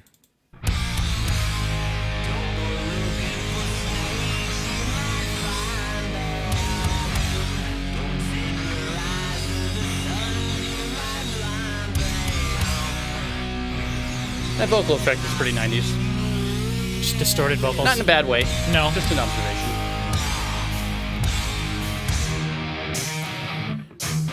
I hate flanging, swirling cymbals. I cannot stand it ever. Yeah. It sounds like a terrible quality MP3. That's funny. This is good though.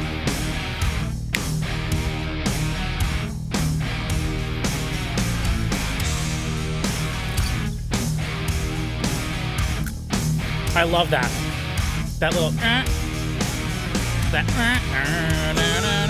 Watch the puppets dancing. Yeah, see the clowns fall down. Hey, tie your tattoos tightly. Yeah, wear them into town. It's like a different vocalist.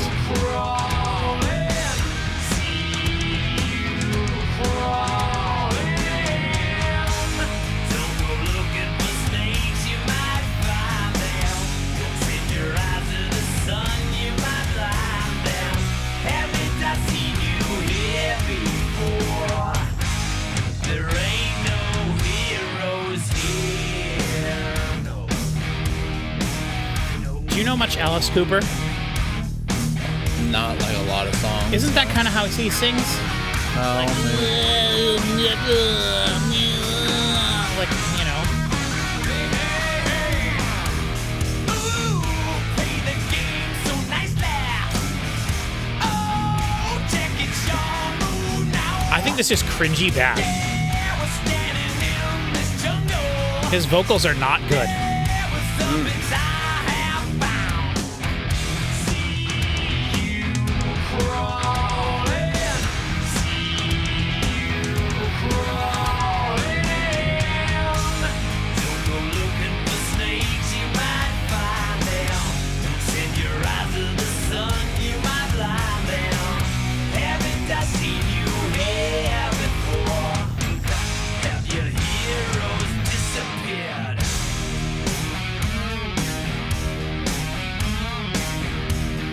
Riffs are cool. This riff's cool. Yeah, yeah. And it's back to the good production. Yeah. It's kind of trying to be Alice in Chains. No, the big song off Black Album. Oh, sad but true. No. The opening riff was the same thing. No, it's the same thing as... Bum, bum, bum. Or whatever. No, that's... I know what you mean, though. Not Enter Sandman. Yes, Enter Sandman. Oh, is it?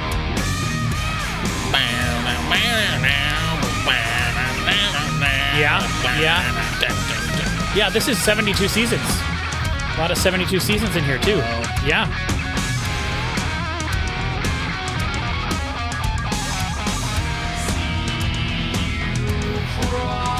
Like this thing, they did this like the Alice in Chains thing or whatever. I don't know how else to describe it. They did that on Load way better.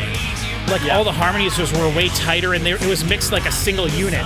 Whereas this was like felt all over the place mix wise and stuff. Like it wasn't done as good as I don't think. Like you can tell what they're going for.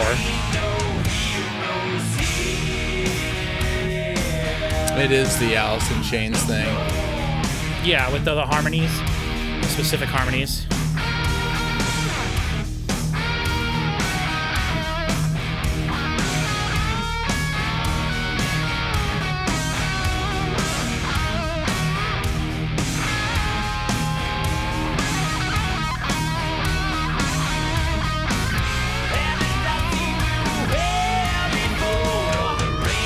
That was a different drum beat for Lars. He's been sticking to very simple stuff. I mean, it's not that it's complicated, but little drum fill.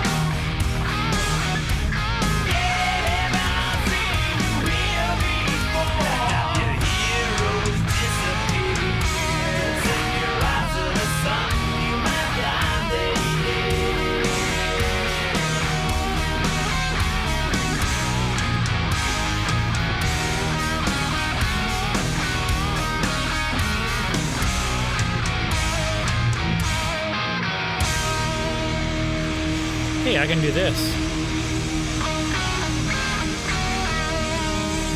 What the heck? It had the... Yeah,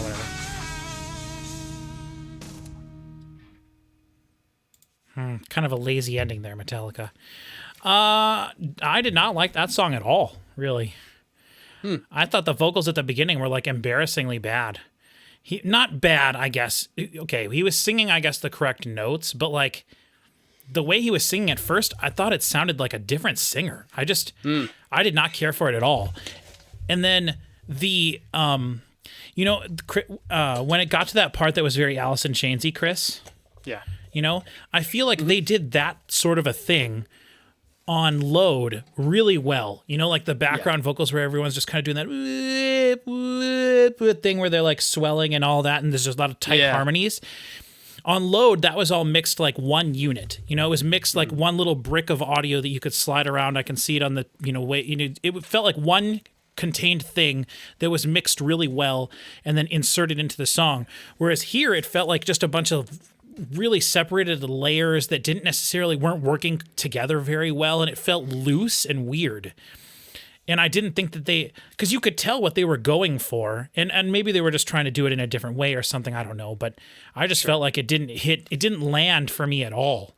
Mm-hmm. I liked some of the riffs of that song, and I thought the solo was nice.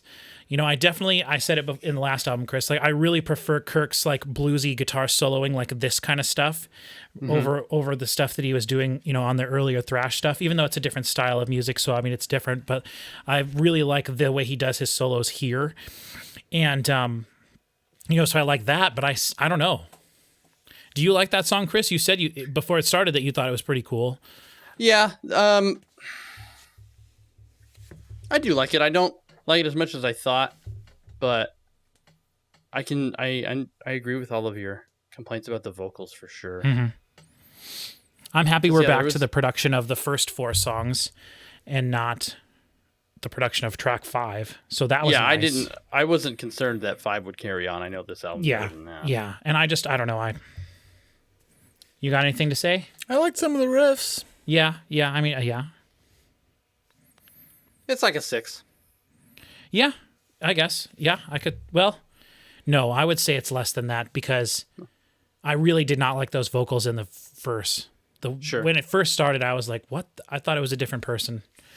Not that he was really reaching for those notes there. Yeah, when it's not even just that. Like I know that he can reach higher notes and stuff. I will say when I was reading online, when the song first started, I was looking up because I was very curious what else Bob Rock had produced during this same time period. And so I'll just start in I'll just start in. How did you know that? I just saw a TikTok video about it the other day. It's really cool. Veruca, I don't even know I didn't know that was a band. I just thought it was a character in Willy Wonka. Yeah, they named their band after that. I'm sure, yeah. But so in 1995, he did Skid Row, and then he did the 2 Metallica albums, Load and Reload. And also in 1997, which is the same year as Reload, he did Veruca Salt, 8 Arms to Hold You, which do you know anything about Veruca Salt? No? Are they a heavy band or? No. No? Like just a 90s type thing?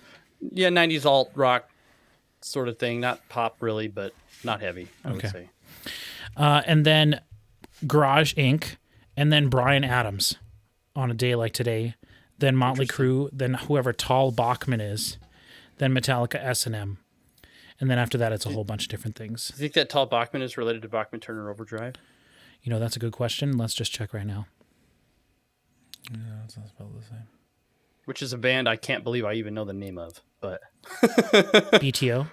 Yeah. It says he is best known for his 1999 hit "She's So High," a pop rock tune from his self-titled 1999 song. Oh, that song rips. yeah. How does that song She's go? so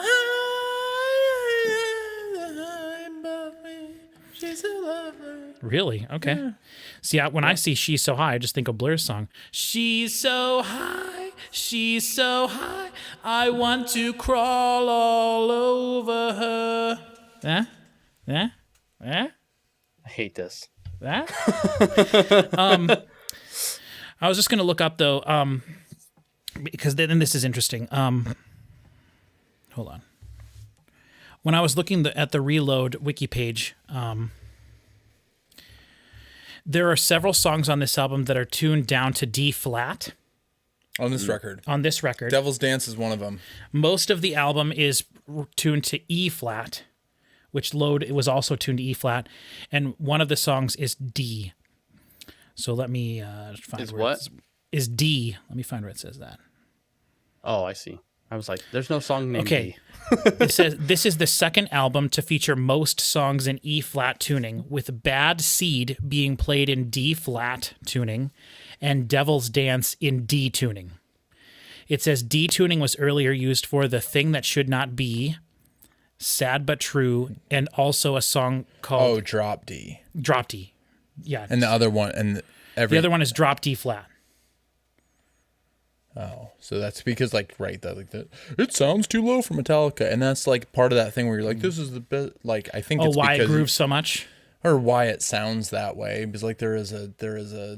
It's not just the note. There's an audio thing that goes along with down-tuned guitars that like make things sound the cool. I guess. Yeah. No, I like that. I prefer to listen to down-tuned metal, but I just wanted to say. They used D tuning as well on a song called Sabra Cadabra, which was on, and Whiskey in the Jar from Garage Inc. Love Sabra Cadabra, yep. And then it does say 7 songs from this album have been played live. Those are Fuel, Memory Remains, Devil's Dance, The Unforgiven II, Carpe Diem Baby, Low Man's Lyric, and Fixxxer. It's interesting. I wouldn't have expected the last two. I love Fixxxer. That might be my favorite on the album. Okay. We'll see. The first time they ever played that was at their 40th anniversary concert tour in 2021. So they didn't play that song until just now. Yeah. So I just wanted to bring that up and say, so that means on this album, Bad Seed is the lowest tuned song, and Devil's Dance is tuned to drop D. So in 2 songs, we'll get to Bad Seed, and that'll be that. Then that's a shorter song, so I almost wonder if that's going to be a faster one, too, like a more thrashy one. I don't know. We haven't got a lot of thrash That's stuff. a funny thing to say. Oh, say, okay, so we're on to Carpe Diem, Baby, which is track 7. Are you ready, Chris? Yep. Seize the Carp. Yep. 3, 2, 1.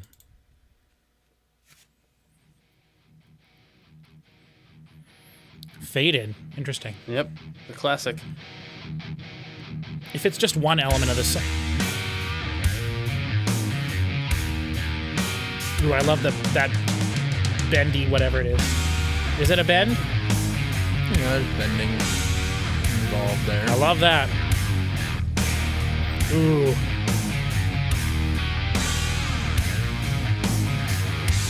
I think I like Metallica better when Kirk does rhythm guitars. I just think that it's more interesting when I'm hearing. I don't know. And I guess I need to go back and listen to... I definitely need to go back and listen to Ride, Master, and Justice again. Yeah.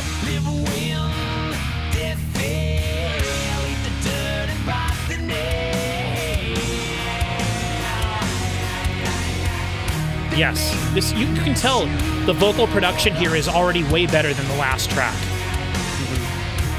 Ay, ay, ay, ay.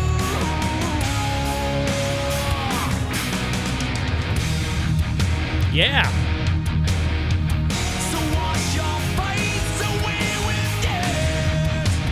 They're subverting my expectations here. Not, you know. The tom drums do not sound great, though. Like, they're not these massive tom drums.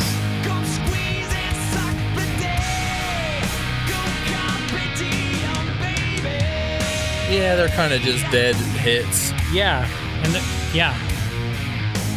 On a slow song, you don't have to have that. There's no reason for that, really. No.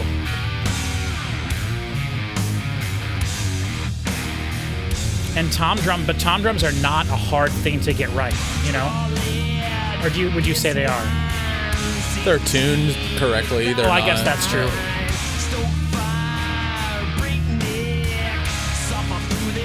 Oh, I moved the camera. Damn it. My big fat leg hit the camera.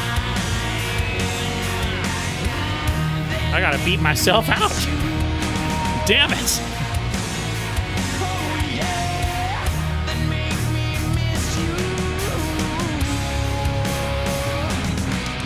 A little bit of Blue October in there. Okay.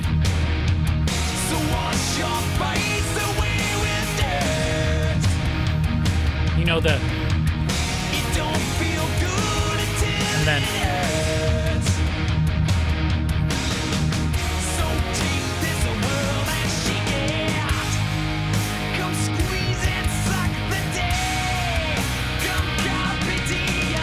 What is he saying? Come squeeze and suck the day? Yep. Should have worn my DX shirt instead. Dude, this is a cool riff.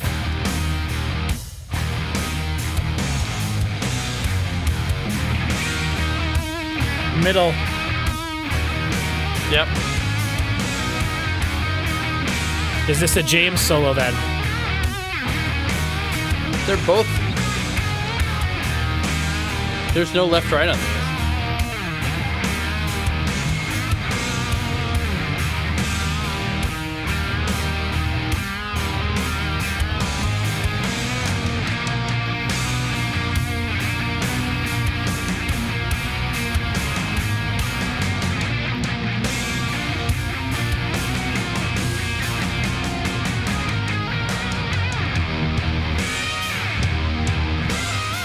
Rob Zombie. Yeah, big time. Dude, I love the low frequencies in the lead guitars. You know, sometimes it's tempting to just cut all, like have a high pass filter on leads, you know, at like 1,000 hertz or, you know, maybe 400 or whatever, but like, you know what I mean? And so like, it's nice to hear those low, you could only have that in there with a really good guitar player. Otherwise it'd be so obvious that there's also...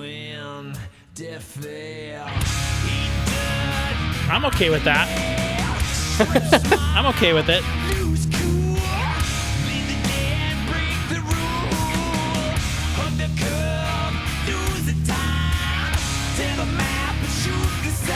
Dude, the harmonies are great here. Ay, ay, ay, ay, ay, ay.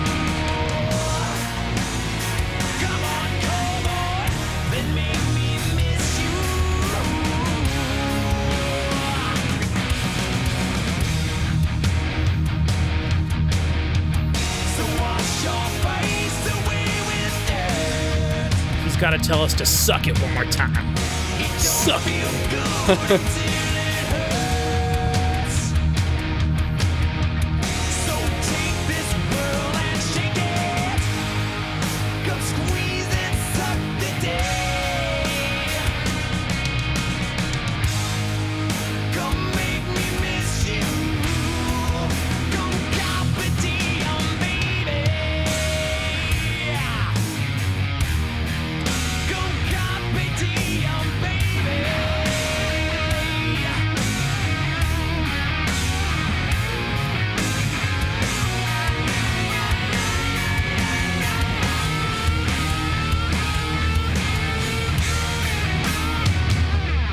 Wow.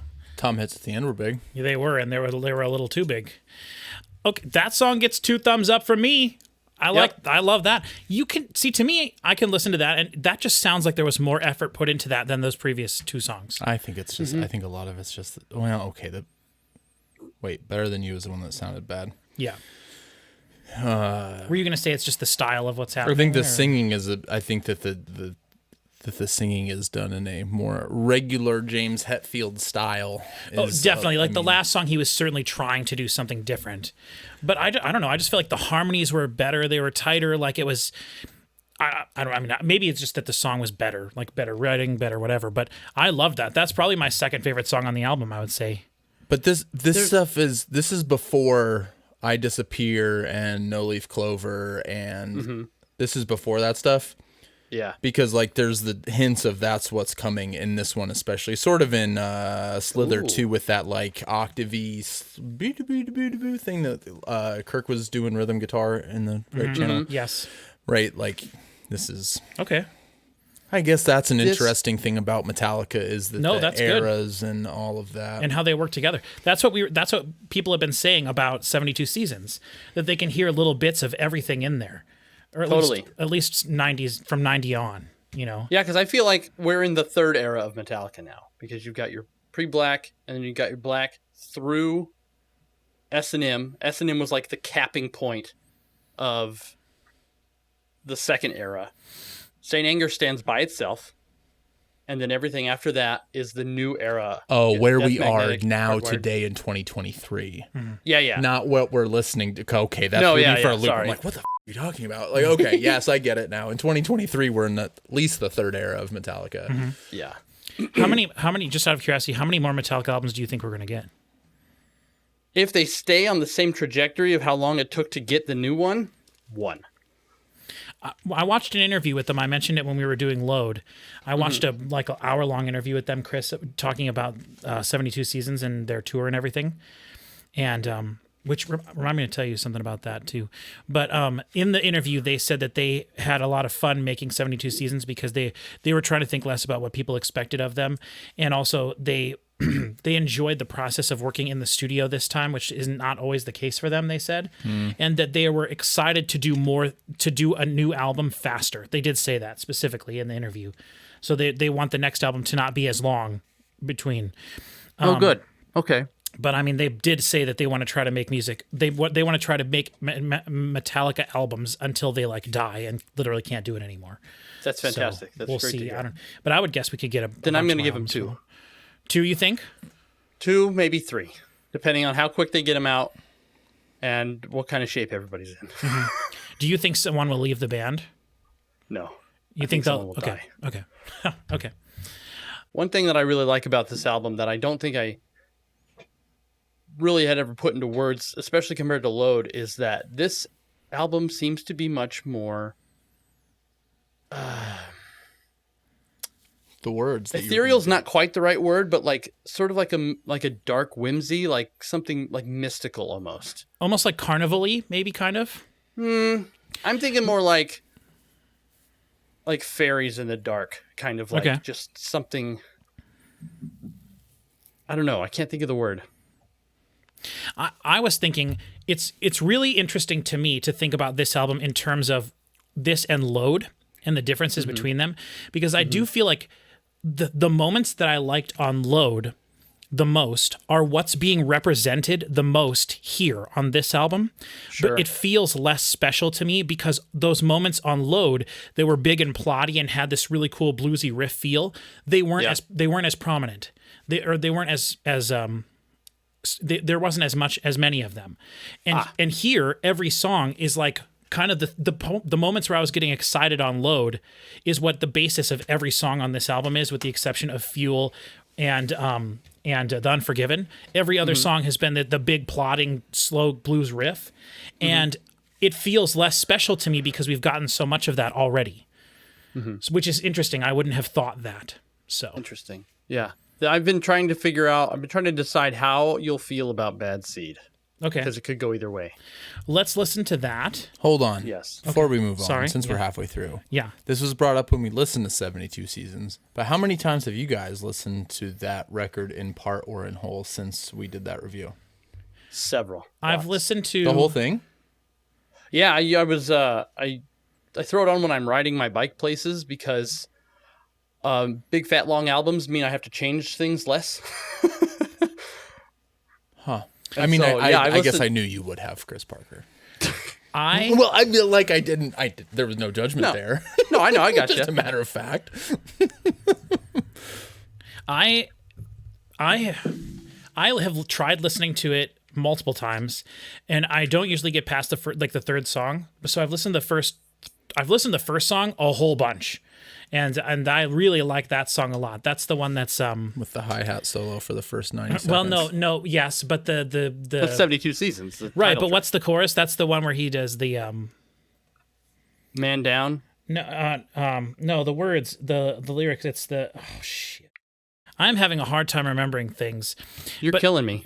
But the song that I keep coming back to is "If Darkness Had a Sun, Here I yeah. Am." Like that is always in my head. Like I think that is probably the catchiest song I've heard this year.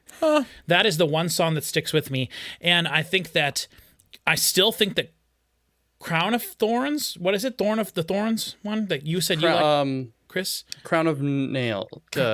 It's something of thorns. It's Crown of Barbed Wire. Crown of Barbed Wire. I still think that's the weakest song on the album.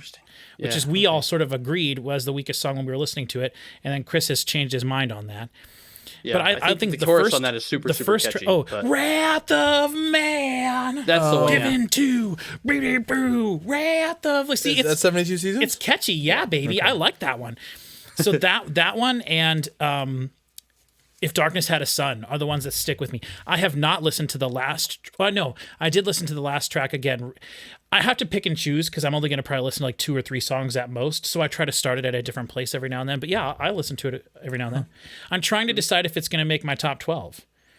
And it's like, so far, it's there only because like 6 albums that I was like looking forward to the most this year turned out to be absolute shit. And because of that, like other stuff that maybe would be like my 20th favorite album of the year is now in contention. You know what I mean? So Yeah. but I'm thinking about it. Huh? It's on my top 12. We'll see if it stays there. But it's partially there because I haven't bet come it will across 12 full albums yet. But I also, I mean, it was going to be there no matter what. And then it's just a matter of what can make it. Is Melanie Martinez on your list? Not if anything interesting happens. How do you feel about it, Chris? I haven't listened to it again. Really? I heard 72 Seasons on the radio the other day. The song? Yeah, sometimes I go through the radio. Oh, I'm glad that that's a single for him now. And I listened to those couple that came out beforehand. Right. 72 Seasons and No, it was 72 Seasons. Lux Eterna. Oh, Lux Eterna. And If Lux Darkness Eterna Had a Sun. rips. Lux Eterna's And there was another one. song. Wasn't Yeah, there was 3. It's Screaming Suicide. Oh, Screaming Lux Suicide. Eterna. That was okay too. I can't remember which one that Seasons. one is. That's track 2 or 3, I think. But Okay, moving on. We are still doing a Metallica record. Yep. So we're on track 8 now, which is Bad Seed. I'm really curious about this one. This is the one that's in drop D flat. You ready, Chris? Mm-hmm. All right. 3. Nope. I'm on the wrong one. 3, 2, 1.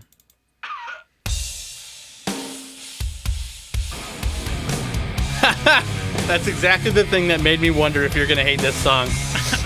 It's whatever. It's neither here nor there.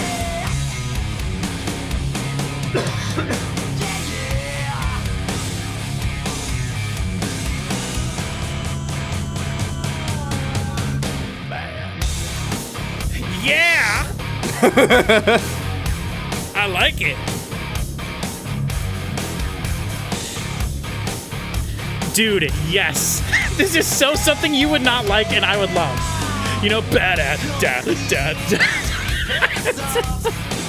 Hey, this is ZZ Top.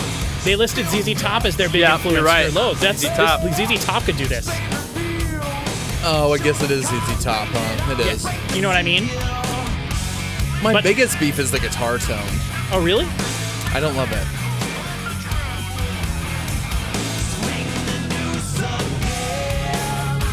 This has also got to be the sound. Yeah, this is the shortest song on the album by 30 seconds. But there's been a couple Didn't snare you yell hits that for talking? that have been like the best sounding snare hits on the record so far in this song. Okay. It's pretty much the same snare. It's probably the same sound as it's been on It's the got first a few. lot of body to it, which is what you were saying. But there's a couple hard hits that sound really good. Whatever.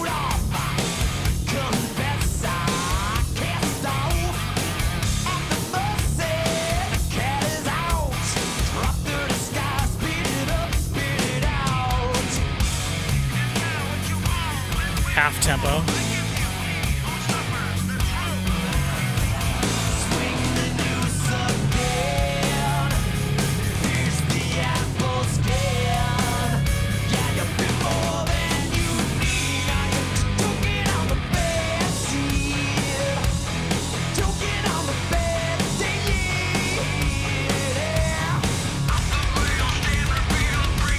That kick, holy shit.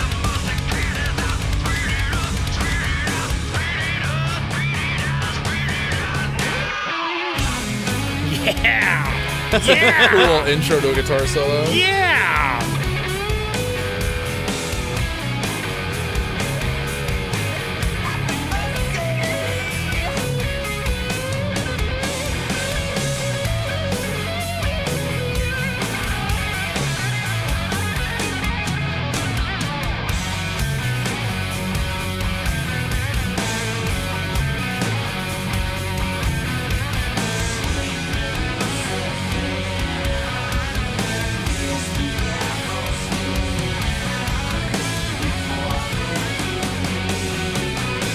Or Alice in Chains.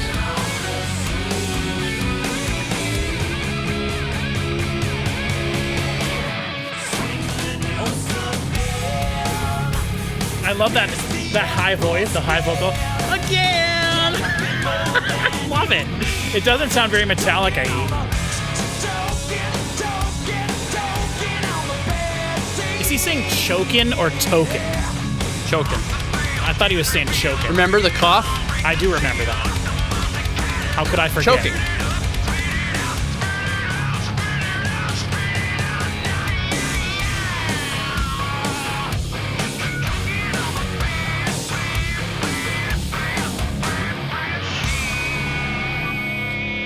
This is just making me think of stuff I heard on the radio in the 90s that I just don't remember what it was, you know what I mean?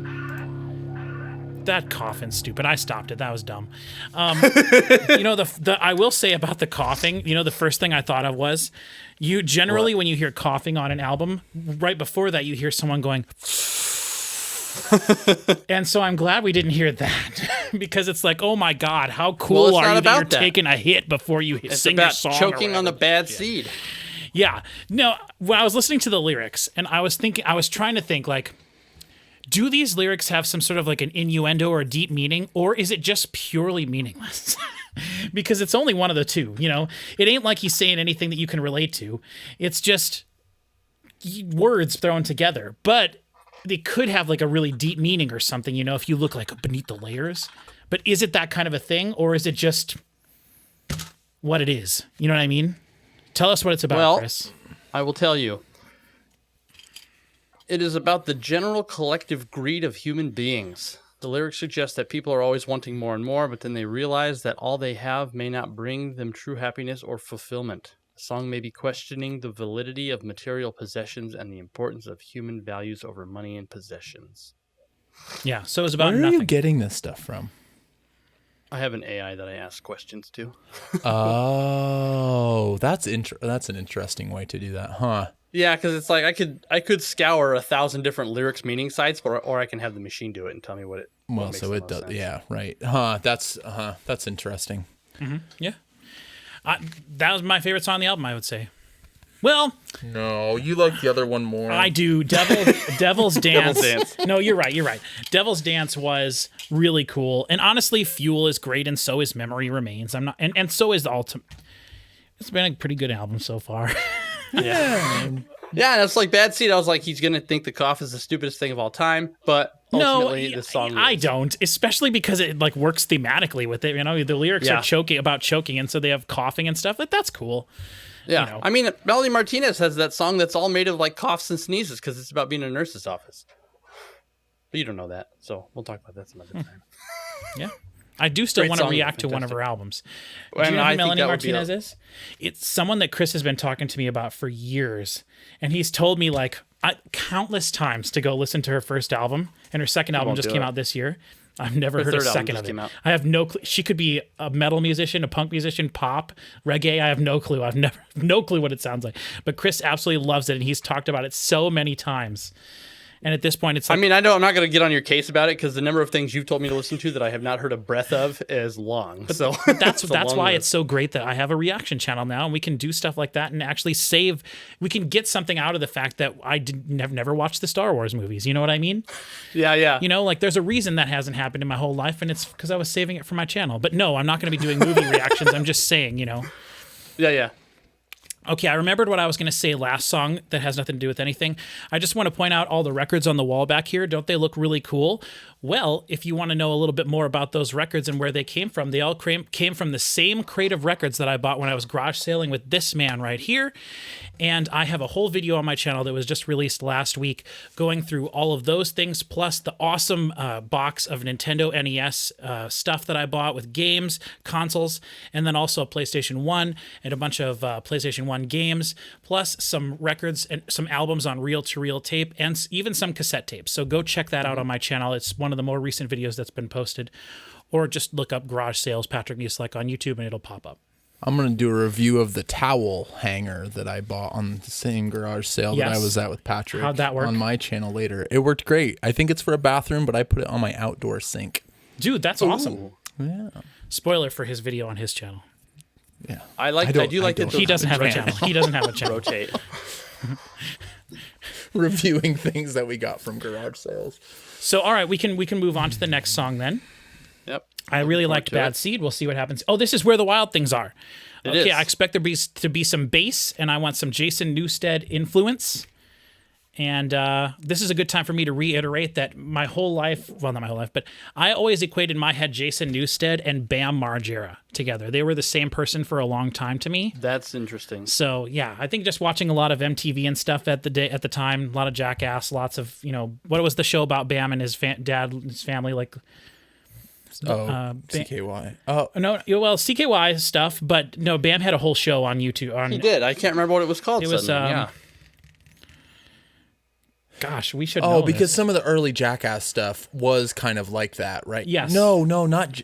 No, Bam was part of CKY stuff, and then he was in the band CKY, or No, he wasn't. Yeah. or he wasn't in the band, but yeah, whatever. Whatever. I can't remember what it's called, but there was a whole show about it where his remember. uncle and the big fat dudes, and he would wake him up with like, It's his dad, Phil, right? yeah, Phil is his dad, but is his dad's brother. The other guy, sure. he was in it way more, but his mom was also in it and stuff.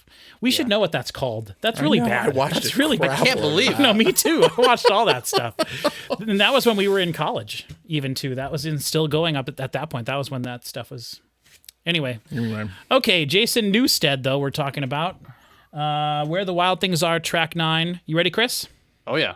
In 3, 2, 1.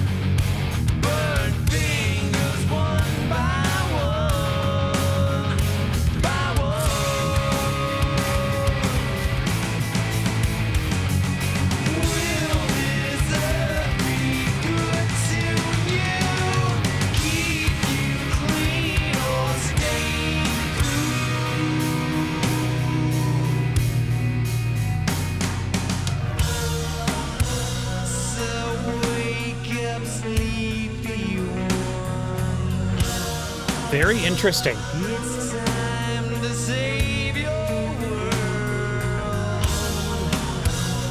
You're where the wild things are.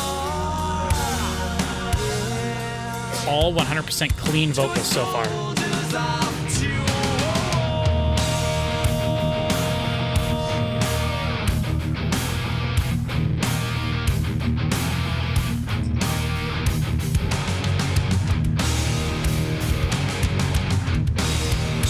Big eyes to open soon.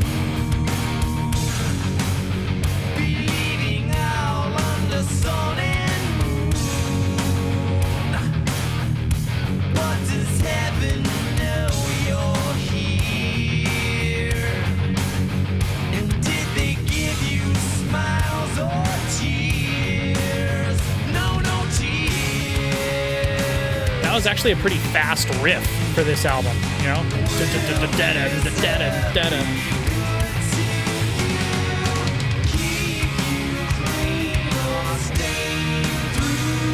I don't know if I care for it when he does that double vocal thing the way that he's doing it. It's a weird vocal harmony, like a weird interval or something. It's not just a fifth, right?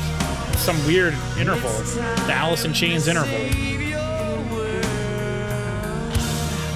This is cool, this part, when he's by himself. The wild things are.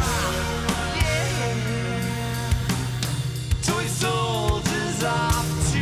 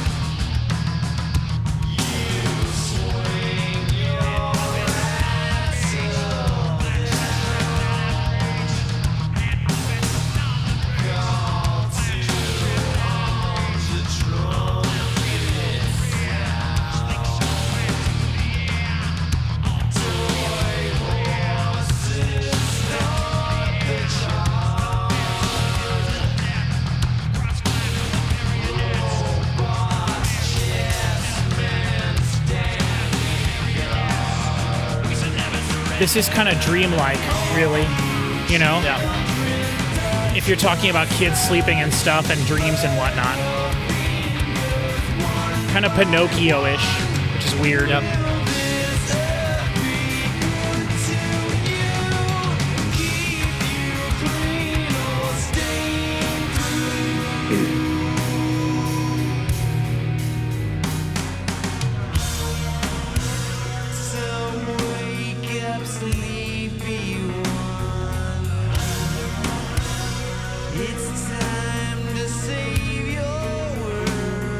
Your world. That reminds me of something so much, and I can't put it does, put I my agree. finger on. Your world.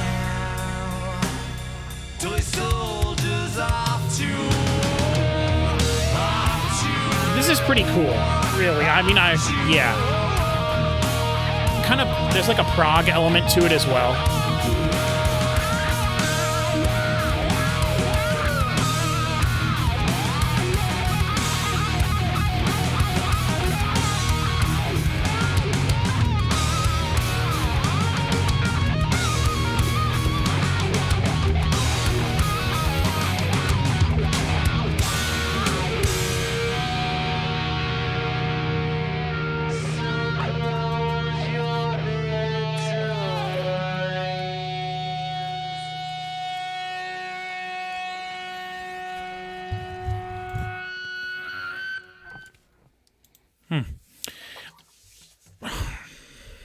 That's what I was talking about earlier. There is a more of a dreamlike sense to this whole album in general, I think, than Load for sure. Okay. I think this is the third song on the third album in a row where we've heard a song that's like clearly like lullaby influenced. Uh-huh. Right? We got Enter Sandman, and then I was trying to think of which song off of Load. Do you remember which one it was, Chris? Is it Until It Sleeps? Kind of. I mean, one of them was like specifically started off and we were like, oh, this is just like Enter Sandman. It starts off with like little lay your head down or something like that. Like it's literally the beginning of a lullaby. It might be thing. House That Jack Built. No, it wasn't that one. Was it Hero of the Day, maybe? It could have been that one. Yeah. How does Bleeding Me start? I don't know. Man, Bleeding Me is a good song. Yeah, I keep getting that song stuck in my head. And I didn't notice at the time, Chris, when we were recording that, but the lyrics in the chorus of that song, the leech that's bleeding me, and then the leash that's leading me, that is so cool. Those are good. Those are cool lyrics, right? Damn right. That's just, I wish I would have noticed it at the time. I would have pointed it out because that was a couple people in the comments were like, dude, Bleeding Me is like top 5 Metallica songs of all time. It's like a masterpiece. A bunch of people have said that. And they kind of won me over. I'm like, maybe it is my favorite song on there. Although I really like Ain't My Biatch and I really like whatever. It doesn't matter. But in terms of this one, it was interesting to come to a long song after, Carpe Diem was a long song, but it didn't feel that long. This song, I think, felt long. Yeah, this is the first song on this album that mimics like Bleeding Me and Outlaw Torn and those like long form songs from the previous album that go through a lot of stuff real slow and patiently, Yes. And also it got to, we got to a point about 3/4 of the way through that song where it was kind of winding down and you knew that there was a lot of time left. And I was like, oh, are they going to change directions? And they kind of started to feel like it was going to, and then they just kind of went back into the like lullaby part again. And so that just made me think of how far we've come from the days of Ride and Master of Puppets, where I would complain about how it felt like they were just 3 different songs kind of like smashed together. Where they just have a riff and then noodle around with that riff, and James would scream some or just not scream. James never screamed. He kind of shouted some vocals for like a minute, and then there was a different riff with another minute where they'd shout some more vocals, and then there was a 3 minutes at the end that had no vocals, and there was just guitar riffs, the whole time. It was just like there was no rhyme or reason necessarily to why anything was following anything else in the song, and it was just ideas put together. That's how those first 3 reactions we did feel to me. Maybe a little less on the specific songs that's where they're singles and stuff, because obviously like Fade to Black doesn't sound like that necessarily, and well, one just sucks. So it's really too bad that saying that doesn't get you more views, because boy oh boy, it gets a lot of comments. It does get comments. But the thing is, at this point people kind of know that they're in on the joke. But the funny thing is the joke is it's not a joke. It's legitimately not a good song. I think we will change your mind about one. Yeah, I've said we're going to talk about it. I was originally planning to do a whole video just on one, where I point out everything that's wrong with it and then recommend like 10 songs that I think are better than one that do the exact same thing. And people have been asking me like, oh, well then tell me, what are the songs that are better? And I sit there and think about it for like 20 minutes and I'm like, I don't know. I just know that there's a bunch of, I can't. But like I do, that is one thing that I want to talk about when we do our like overall Metallica thing, is I want to talk about that song, because we'll see. But whatever. I think S&M will completely change your opinion of that song. And maybe that's true.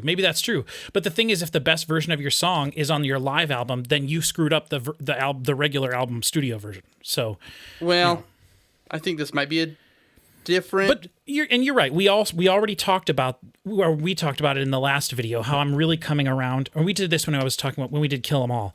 I'm really coming around to the idea of understanding why people love the Metallica live stuff so much, because From what I've heard, their live stuff sounds really good, which means it probably sounds better than Ride the Lightning, Master of Puppets, and Justice for All, which in my opinion don't sound very good.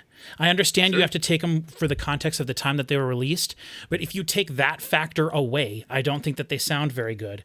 And I can absolutely 100% understand that, Master of Puppets live sounds better than Master of Puppets on the album.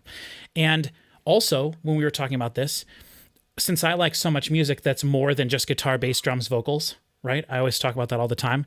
Since you have a band that's Metallica, that's just guitar, bass, drums, vocals, and when they perform the song live, it's just guitar, bass, drums, vocals. It's the same elements. I could see how that would translate live so much. Like, I could enjoy that live more so than listening to Rob Zombie, who has to play 70 tracks over the guitar, bass, drums, vocals. You know what I mean?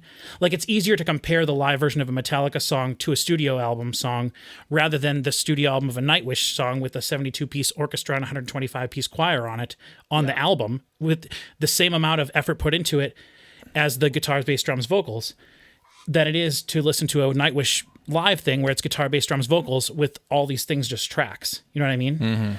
So live stuff is coming on the channel. We'll do it at some point. I want to see that Moscow show. I've seen screenshots of it, and it's like, how can there be 1 million people in the crowd at one show? It seems insane to me that was ever a thing. Yeah. So I want to do that. I've been debating on whether or not I think that you'll like this song, but hold on. Before we move on, though, I do feel like that song warranted a little bit more. I think that the fact that there was clean guitars in it separates it from a lot of the stuff we've been hearing. I will say it again. The specific reference to the sleep now, whatever, like the lullaby, kids going to bed, dreaming thing was really cool. And the fact that the lyrics were all slow, they were doing the whole thing again that they've been doing a lot this album. And that just, when you have things that are like drawn out like that and they kind of slide into things, it just makes it feel more dreamy. It makes it feel more slower maybe than it is, because I mentioned specifically that the guitar riff in the second verse was like one of the fastest guitar riffs we've had on this album, but it didn't feel that way. That was this song, right? Or was it? Yeah, that was on this song. That was this one. Because it didn't feel that way because the drums weren't playing anything fast and the singing wasn't fast, but the guitar riff was just a little bit faster. It wasn't aggressively fast or intense, but that was something I specifically noticed. So I just wanted to point those things out. That song is really special to me. Even I'm not going to say that it's like my favorite one on the album, but that one really stands out to me because it was so different from everything we've heard so far. Yeah. So. And I do love it. Okay, now we are on to track 10. We've got a bunch of long ones at the end here. Attitude's a little shorter, but so this is Prince Charming, which is really interesting coming from a song that was all about like lullabies and dreams and stuff to now go into a song that's titled after like one of the most famous characters in one of the most famous folklore, fairy tales of all time. And it couldn't be less about any of that. Oh, dang, that's too bad. All right, Prince Charming in 3. Yeah, this is one. Hold on. This is one where I listen to it and I go back and forth on whether or not I think that you'll like it. Okay. Because on the one hand, there's a lot of things about it that I think that you won't like, but I think ultimately how catchy and groovy it is just going to send you anyway. Okay. You'll come around. I hope this song doesn't have the Alice in Chainsy vocals. We've been getting that way too much. That's true. I don't want that in this song. Give us a break from that. 3, 2, 1.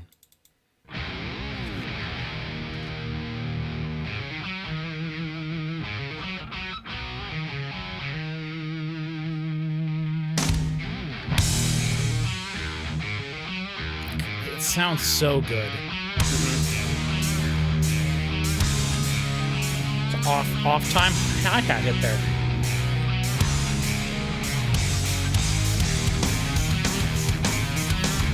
Yeah, it's definitely faster.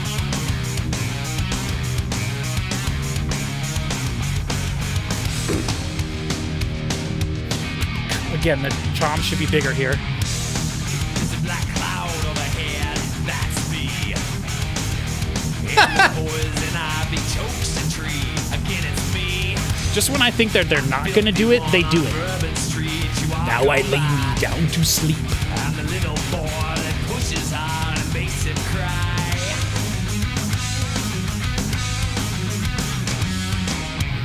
The kick is standing out a little more in this song to me. Child, stick me. Empty bottles, still in hand, still dead, still me.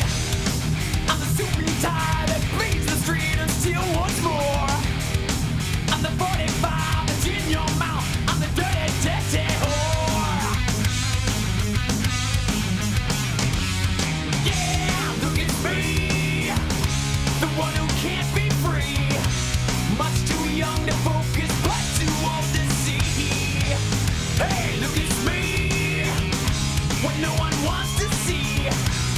what you brought this world, just what you wanna see. Hey Ma, look, it's me.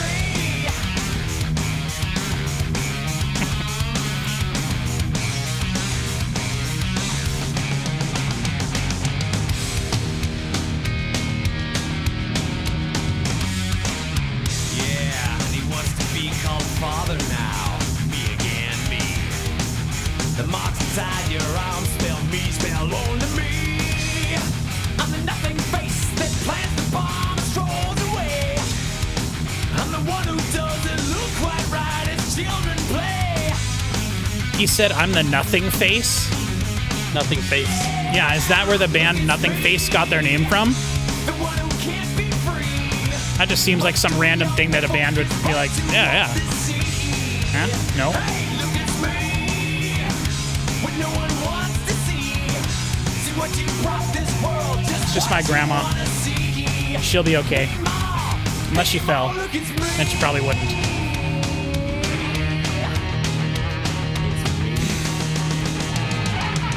She doesn't have a cell phone, so if she fell, she would have had to fall by her phone. So I'm pretty sure she didn't fall by the phone, you know. Did you just get a text from my grandma? Probably.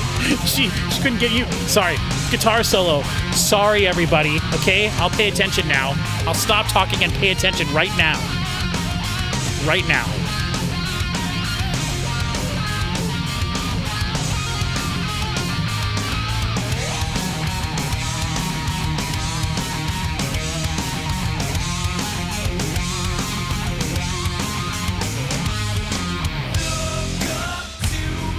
Yeah. What you fear. Look up to me. Look at me. What you hear. See right through me. See the one who can't be free. See right through me. Look at me. What no one wants to see. He's really pushing his voice on this song.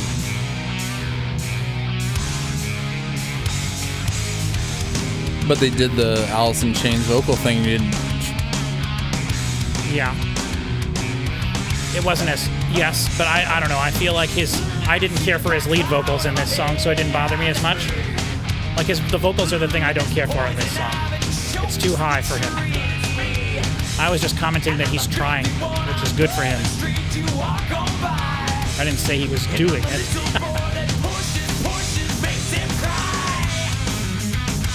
I like the fastness of the song, though. Look, it's me, the one who can't be free. Much too young to focus, but too old to see.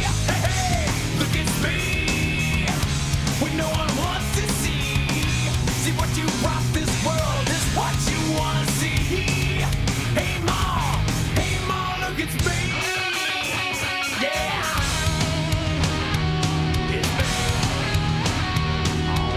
Again, the tom drums here should be big. Hey Ma, look, it's me.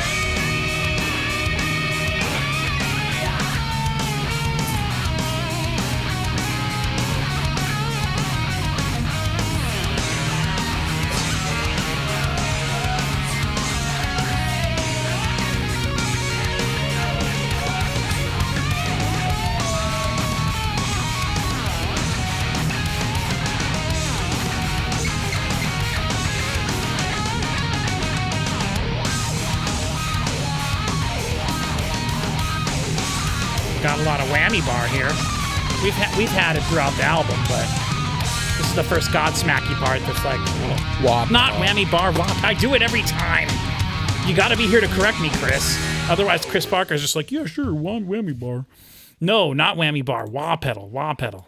Get Godsmack, the Godsmack pedal. That's what I'm talking about. You're gonna get yelled at for how much you talk through that song. I know, that's why I was making a joke about it. But here's the thing. Yeah, it's interesting you said what you said. There were parts of that I did like a lot, and I overall liked the fact that it was like a bit faster with a faster riff, and the drums were faster. I mean, the song was just faster tempo. But I didn't care for his vocals very much, his lead vocals. Mm-hmm. He was definitely singing higher again. I feel like he was pushing himself. In parts. Yeah.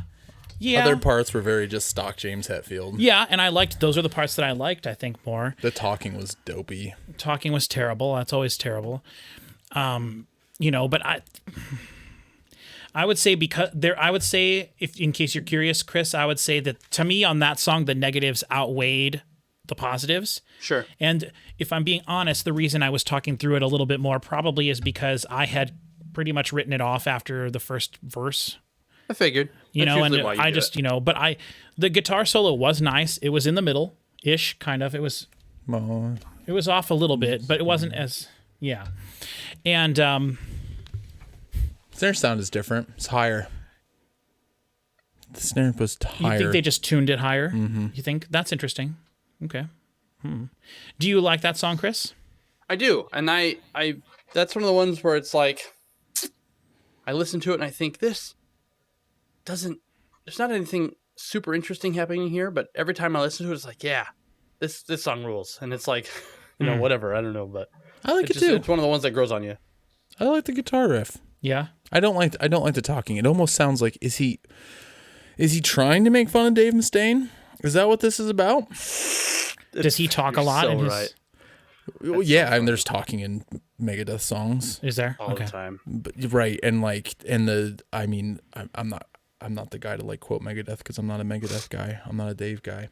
But I will say, I want Patrick to listen to that Dave Mustaine song where he's like, "Hey me, it's me again." I mean, that's the one that like with all the me's that are in that song. Like, is he just trolling Dave? That's Mustaine? exactly what I thought of when you said that. What is it? He's talking to himself or something? Or Yeah, what song is that even? I can't remember the name of it. It's so damn stupid. okay.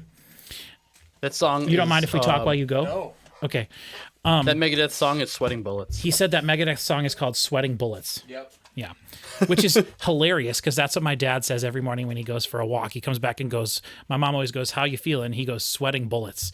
I didn't know that was like a pop culture thing. I thought that was just a dumb it's totally us a thing. Yeah, that's a phrase. While Chris is gone, I just want to say to everyone watching, I get lots of comments of people suggesting other bands to listen to, and people talk about Metallica, obviously, a lot in the comments of these Metallica videos. I want everyone to do something different. I want everybody to tell me some bands. I'm not necessarily saying bands I should react to, but tell me some bands that you like that started after the year 2000. Oh, nice. That's what I want people to do because I think that, and I have been so proud of everybody who has been commenting on all of our Metallica videos. Like, everyone's doing such a good job with not being a metal douchebag, which is what I thought that people would be more in the Metallica community, and it's turning out is totally not the case. Oh, no way, no. At all. And Chris, you weren't here when we were talking in Load. The resident metal douchebag. I didn't say that out loud, but no, I watched an interview with the guys, the same interview I was talking about earlier, and it was the first time that I'd really ever seen the guys in Metallica talk. And I was like, dude, James just seems like the nicest guy in the world. Lars seems like this, like he just like constantly thinking about how things work and how things, how to make things better. Yeah. And like even Kirk was like interesting to listen to talk. And so I was just like watching them talk for an hour in this interview. I told Chris this last video. It absolutely made me understand how people could look at Metallica and then include that in the like whole package and be like, Metallica's my favorite band. Because not every band, the people in every band are not awesome dudes. Like a lot of metal bands, the dudes in them are terrible, some people even legitimately hire people to kill their wives and then go to jail. That's what happens in metal bands, right? And so like there's people like that and nothing wrong. He didn't legitimately hire somebody because it was a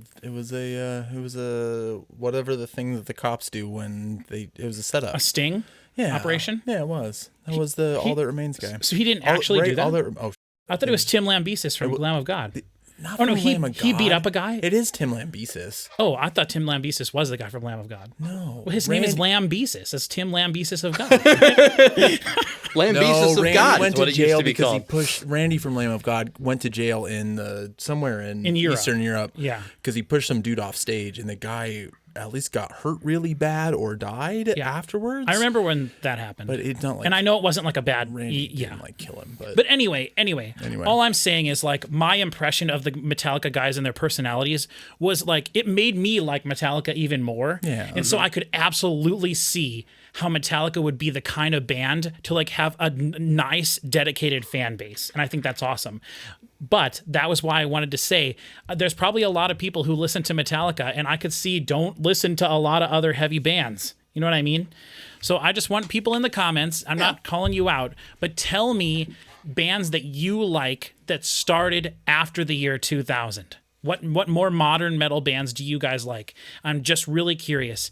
I talk about stuff all the time on here that's more modern and old. Last episode I mentioned Sentence, and there were a bunch of people that were like, oh my God, I can't believe Patrick knows old Finnish death metal bands.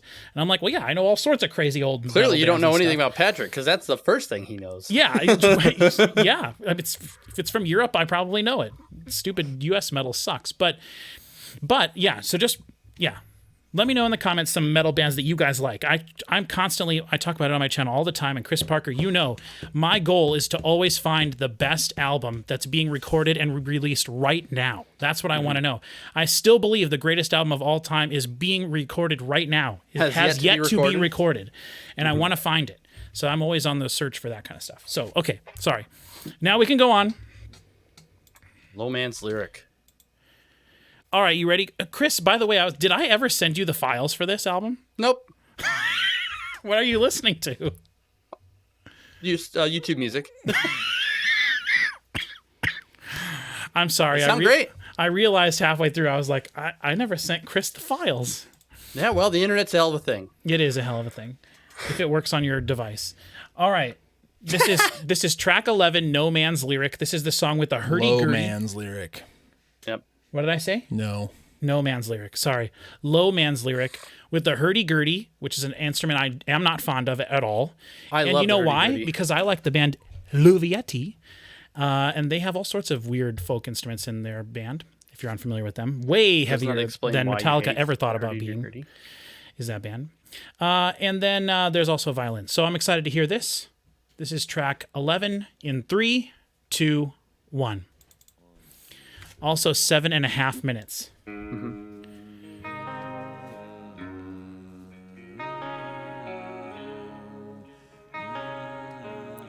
Is that Lars? I thought it was you humming. I thought it was you for a minute before. Well, okay.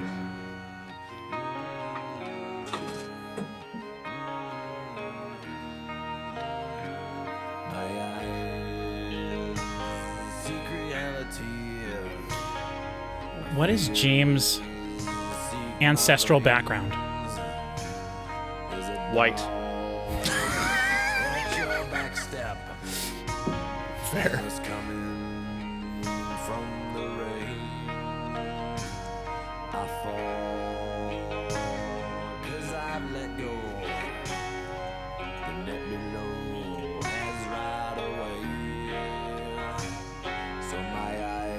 He should sing like this more often. I like it. I like it too. Way better than the higher stuff he was doing.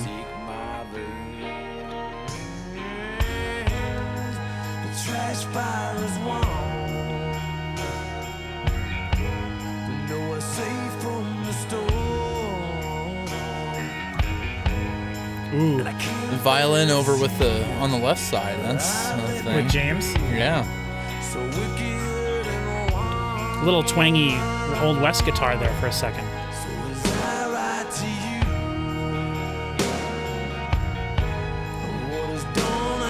That's the snare sound right there. Kinda. It's a snare. Tambourine. They paid that Ox percussion guy. They might get all their worth. Money's worth.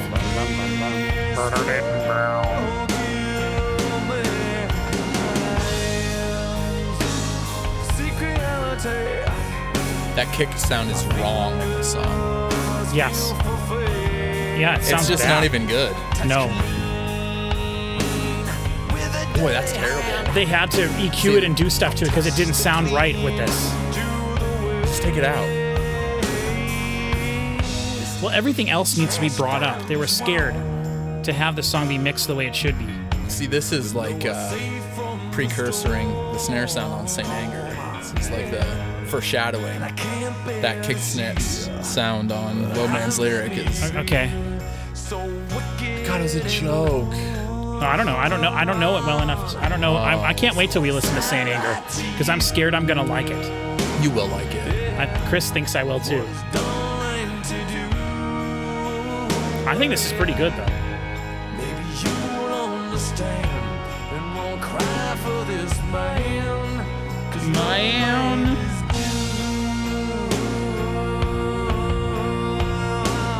That kick. Oh my god.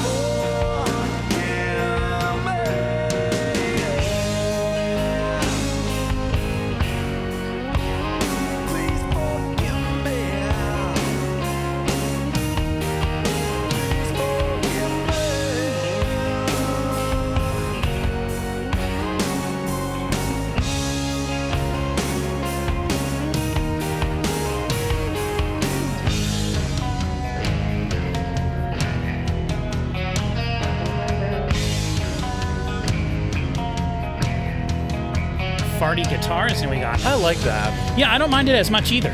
so low, the sky's all I see. It's interesting too that they're dry, the way they All are. I want from you is forgive me. So you bring this poor dog in from the rain. Though we just once right back out again. Like a ride to the alleyway. You ever heard of the band Ailstorm? All to the rain. Suck it, Metallica. Ailstorm's way better than you.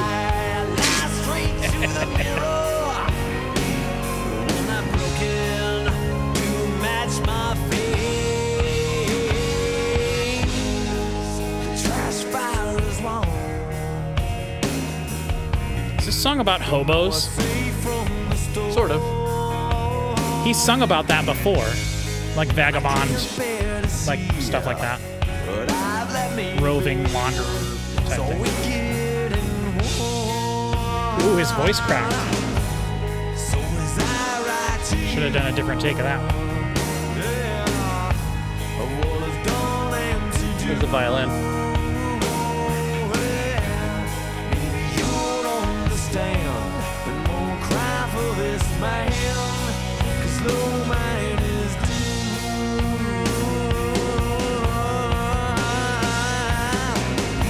That's such a 90s thing, that thing.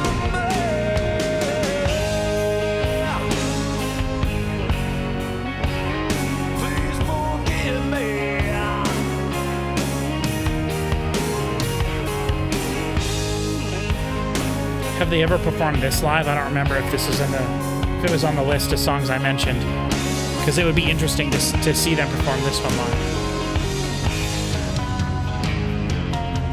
I think this is one of the ones you mentioned for live. At least at some point. All I want from you is forgive me. So you bring this poor dog in from the rain.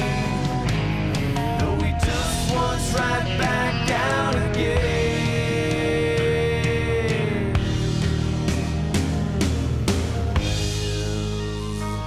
Seek reality. My fingers seek my veins.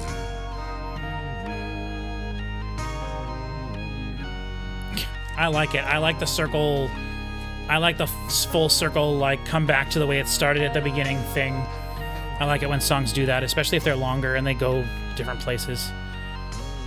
It feels like, you go on the journey and then you come back home.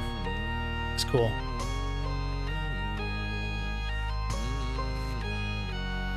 That low Oh, little Piz. So that Violin instrument on there there is the too, huh? hurdy-gurdy. on the left, on the right side, yeah. I always thought that was a bagpipe. That's interesting. For years and years. Yeah, you can hear it makes like The a clicking yeah. sound every time that they change the But notes. it's the same type of thing, right? It's a reeded wind thing with the hurdy-gurdy. drone notes. You like play a- it. You it's play it like with your. a- It's like a wind thing. You play it with your. No, Like a bagpipe. No, No, you they- wind it. You wind it. you wind it. It's like it's a It's a wind. perpetual violin. Yeah. You wind it. You can tell because the that one. I was thinking constant. of the Uilleann pipes. Okay, that Ah, Troy yes, of course. Dochmoy plays in For Nightwish. Okay, that song's over now. Stop this awesome song. Okay. Okay, well, I applaud Metallica for doing something different because that's what I always want from them. I do think, like you said, the kick was atrociously bad in that song. It Terrible. was weird. It was really bad. And they should have, even if they were going to have it sound that way, they should have just turned it down and then raised the volume of everything else. Because, There's no reason for it to sound like that. no, there's no, And the snare sounded great. Snare sounded good by itself, but it was a little loud, I think. The thing is, like, you see this, now maybe this is also for the time and stuff. Like, we have a lot of different technology now and stuff is compressed a lot more now and stuff. But, like, when you're a metal band and you do a slow song, it's just so common to crap on the parts of the song that aren't heavy stuff, right? So it's like, yeah, you got a violin and you got a hurdy-gurdy, like, let's make them 5 dB too low throughout the whole song. Like, no, if you're going to feature a cool instrument that's never been in any of your songs before, I want to hear the thing, Agreed. And I'm not saying it has to be a lead solo, but like, it shouldn't be in the background, which is what that was. It should have been a featured instrument, and the guitars were interesting and then after a while I stopped paying attention to the guitars really at all. But it was neat when they were doing that, when I mentioned that they were kind of farty sounding guitars. That part was cool. Yeah, I agree. That was a neat part. I liked that. I liked James Lowe singing at the beginning and at the end. I'm glad he came back to that because honestly, by the time we got to the end of the song, I forgot that's how he was singing at the first like verse. I don't know.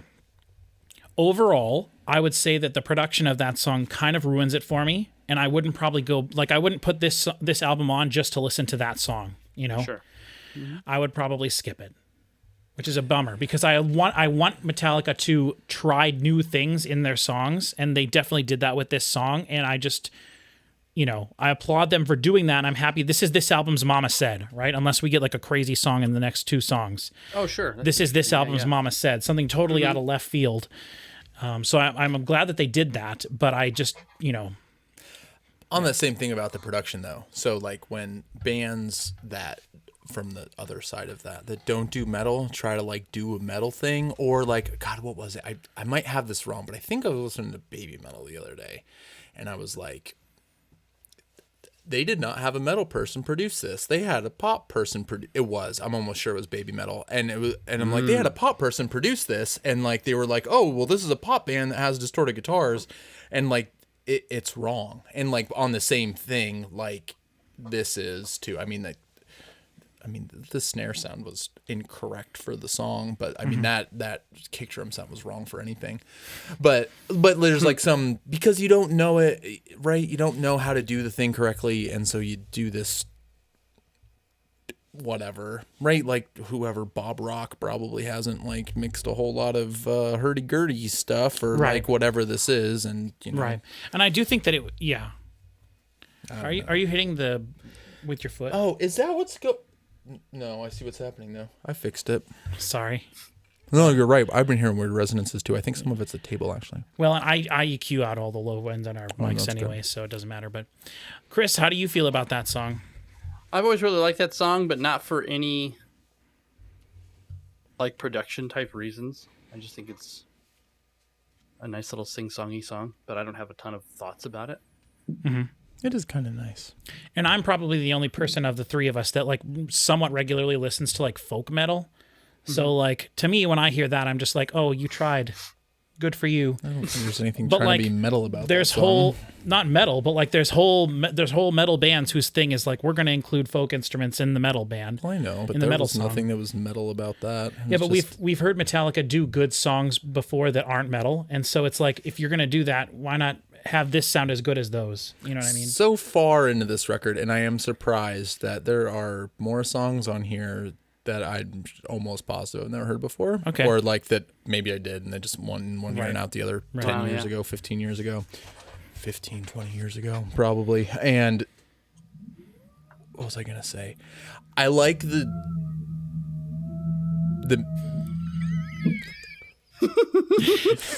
Is that a standing desk? Yeah. Okay, I didn't know if it was that or if you had a PTZ camera that was unbelievably loud. I like the different musical stuff. Yeah. But the vocals, he just tries too many different things. Like, I don't even hate the country thing, like, but some of the stuff is just like Yeah. too much. And the humming was out of tune. Come on. Well, yeah. I will say the low vocals did not bother me, and I didn't mind the humming either. You're right, though. It didn't sound very good. But that didn't bother me as much as the higher notes he's been trying to hit in the other songs. So when I've heard him sing high stuff good before, so I don't know. It's really interesting. This album is a conundrum to me in certain ways. But let's listen to the penultimate song, track 12. Mm-hmm. We heard the first 5 seconds of this earlier, and it sounded pretty cool. So let's get into this. This is Attitude in 3, 2, 1.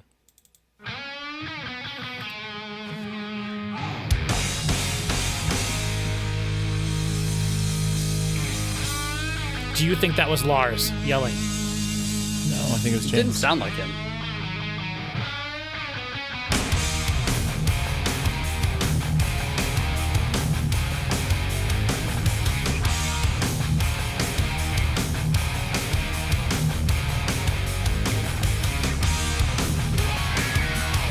This sounds great. This Yes, is it probably does. like the best sounding part of this whole record. You hear a lot of them bass parts. Yeah, the bass is very farty, but it fits right where it's supposed to.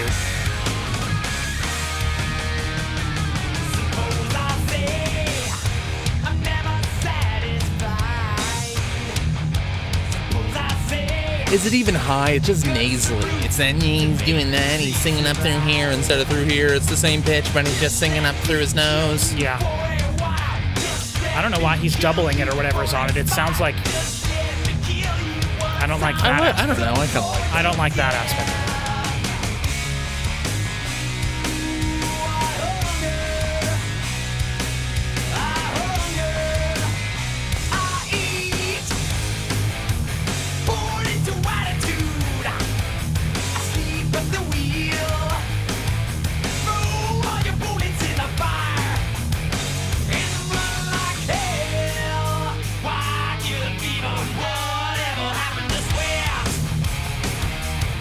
The vocals are throwing me off, but the rest of the song is really awesome.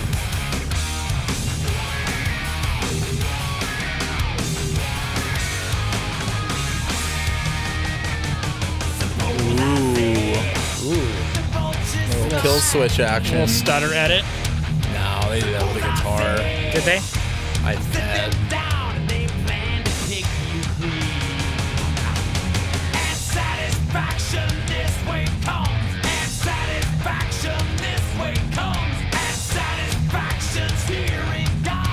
That's a cool lyric.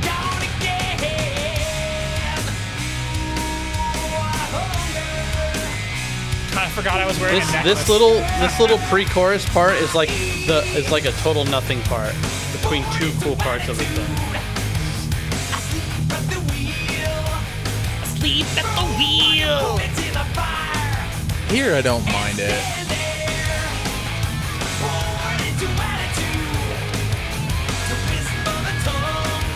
It's definitely a stylistic choice, though. You're right.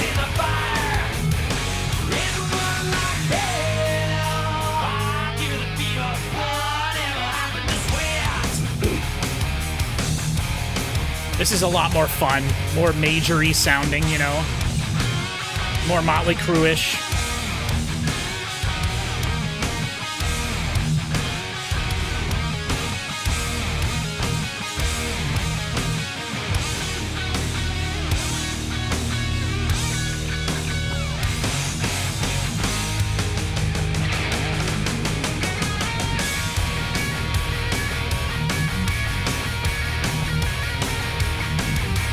Hey, he can play two notes on the guitar, right?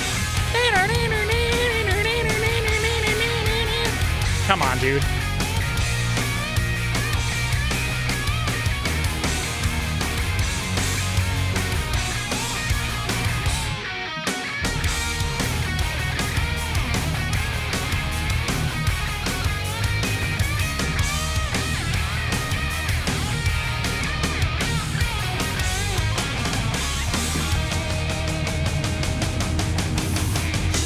that was a cool little bum, bum, bum, bum, bum, bum, bum, bum, slide down type thing.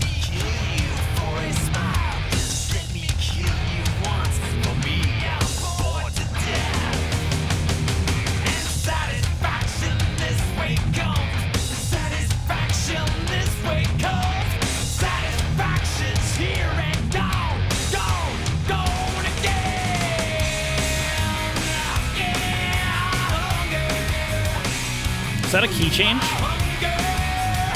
No. There's some different chords in there, though. Sleep at the wheel.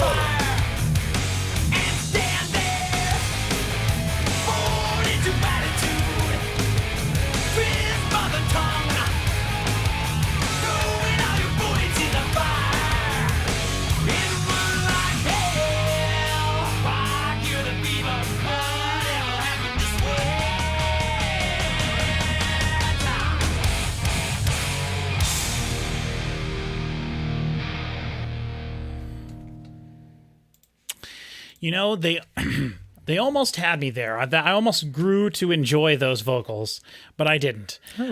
I just don't like doubled vocals.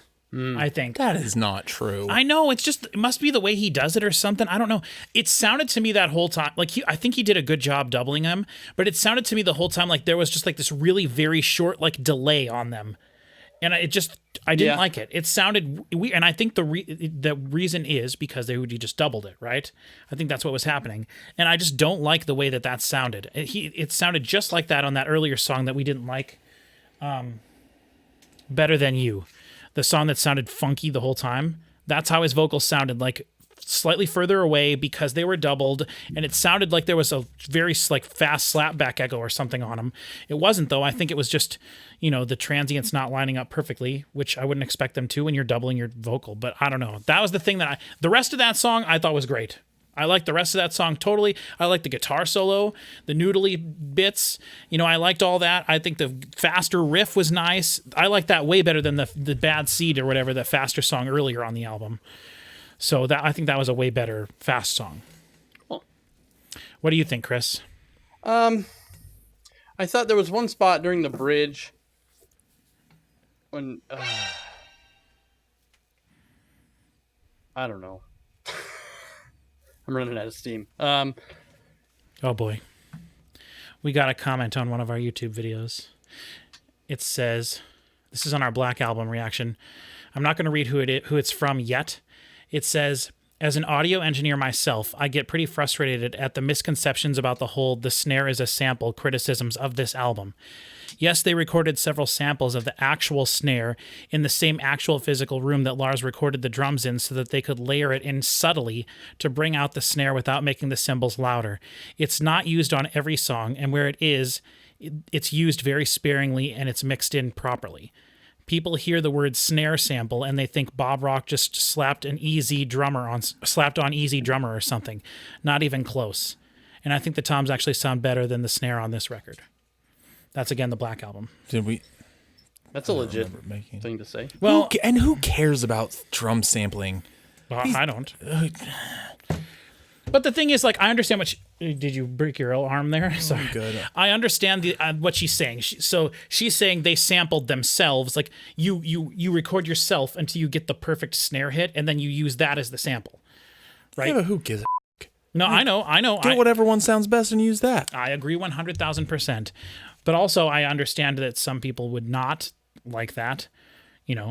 Just like some people don't think that it's acceptable to play a live show with tracks. You know what I mean? That's true. It's not acceptable to play a live show with tracks. Right. So anyway, so there was a good Metallica comment we just got. I didn't read the person's name. I'm sorry. It's gone now. Well, I mean, it's there. I didn't like it. Whatever. I'll do it later. Okay. There was a part during the bridge where Kirk was doing one thing, James was doing another, and they're like, and then they like merged into a single guitar I like that piece. too. Yeah, it was really cool. That was. And I was really like, cool. that's the kind of thing where it's like you hear that, and it's like if this didn't have any lyrics or anything, you just heard a couple of dudes doing that and like merged and it sounded cool. Like you'd hear that and go, those guys are good as shit. There are a couple of things like that have happened on this album where the Kirk side guitar is doing something different and complementary to the James side guitar, and I've liked that. I didn't notice it in this song or earlier at all. That's kind of what was happening in Where the Wild Things Are, where Patrick said it was farty. Okay. There was stuff like that in But you know what I was the other mean? one? It's a real the term. Prince Charming one. It really No, I is. know. It was so the way that you were presenting that information just now was like, here's my list of things that were good that Patrick said were bad. You know, Well, No, that's not what I'm doing. It in is this one of video. our I do reaction videos, have so. that list, but Yeah. it's not. That's not what we're doing today. everything I like, Patrick doesn't. There you go. Pretty much. So let's just listen to the last song, then we can talk a little bit. We're doing pretty good here. We're only at 3 hours. Excellent. So, all right, let's listen to the last track. This is the longest one, 8 minutes and 15 seconds. I'm assuming it's not an instrumental. no. So yeah, this is Fixxxer. And Fixxxer. yeah, you know what that reminds me of? What's that guy from Motley Crue, the 666 AM or whatever that guy is? Nikki Six. Nikki 666 or whatever. It's Nikki Six. I think it's just. Oh, that's Nikki not how you Sixx. pronounce it. You pronounce it Fixxxer. No, That's it's how you not. pronounce it. Guarantee. If anything, it would be Metallica fan, I know. Fixxxer. Fixxxer is what it is. Wrong. Okay, all right, whatever. We're stupid. All right, three, 2, 1.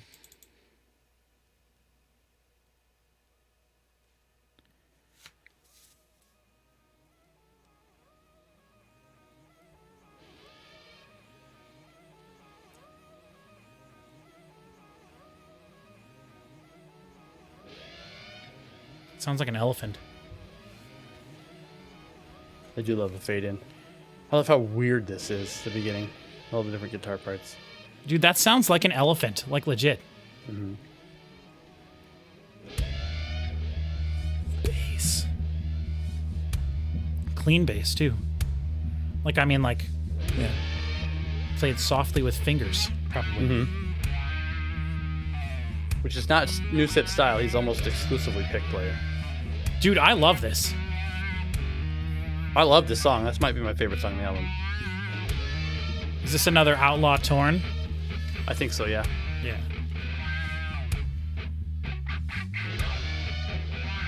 Dude, I love that slide thing, whatever. It's like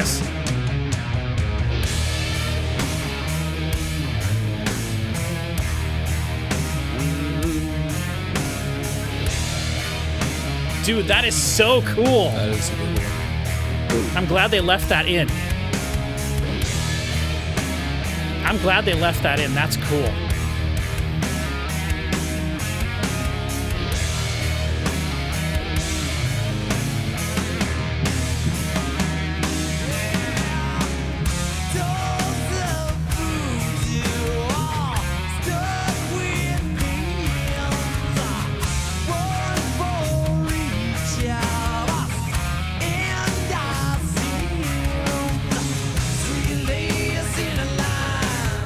Is that a shaker in the middle?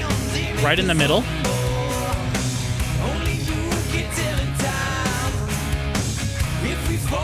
I don't think so, not anymore.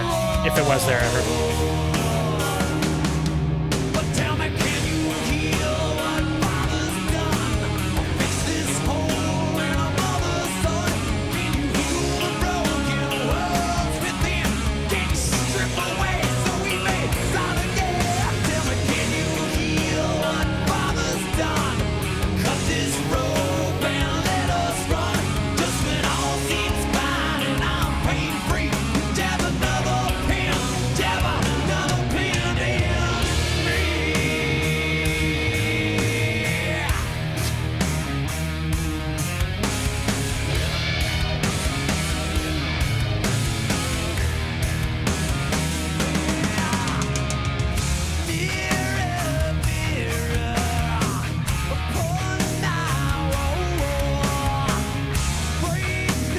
On thy wall.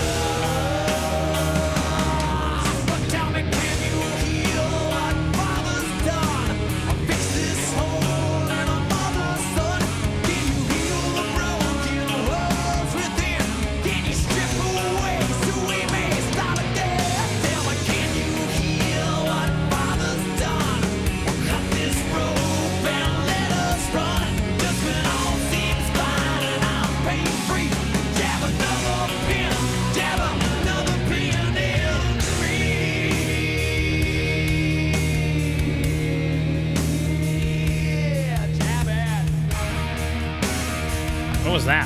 Jab it! Jab it! This is a sample from Fuel. What was it? You can convince me of stuff like that. Don't say stuff like that.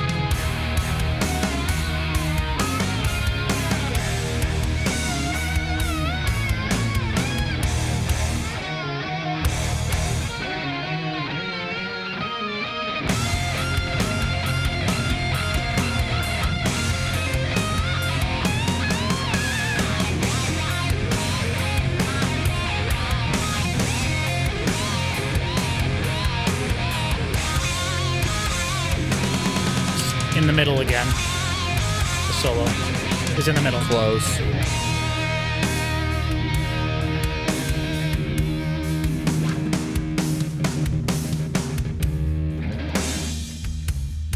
Oh yeah, kill switch again. Just bass and drums again, just like Outlaw Torn. Yep. Way better than anesthesia pulling teeth ever thought about being.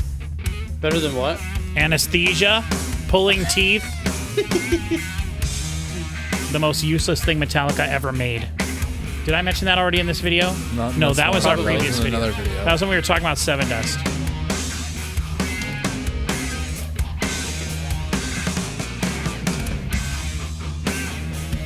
This is boring to me. I don't care about this part in the song. It's like a huge bass drum or timpani or something on the right. Tom. Big floppy tom. It was a tom drum.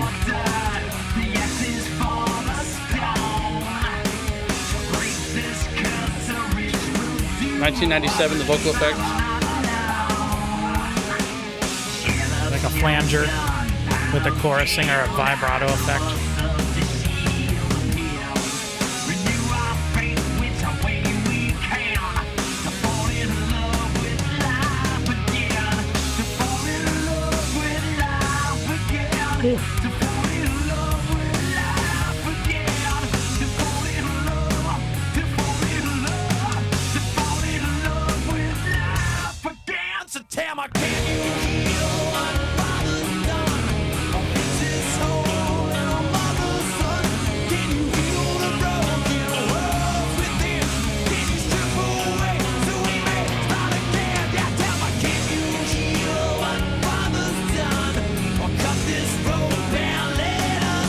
Distortion in there, bad distortion.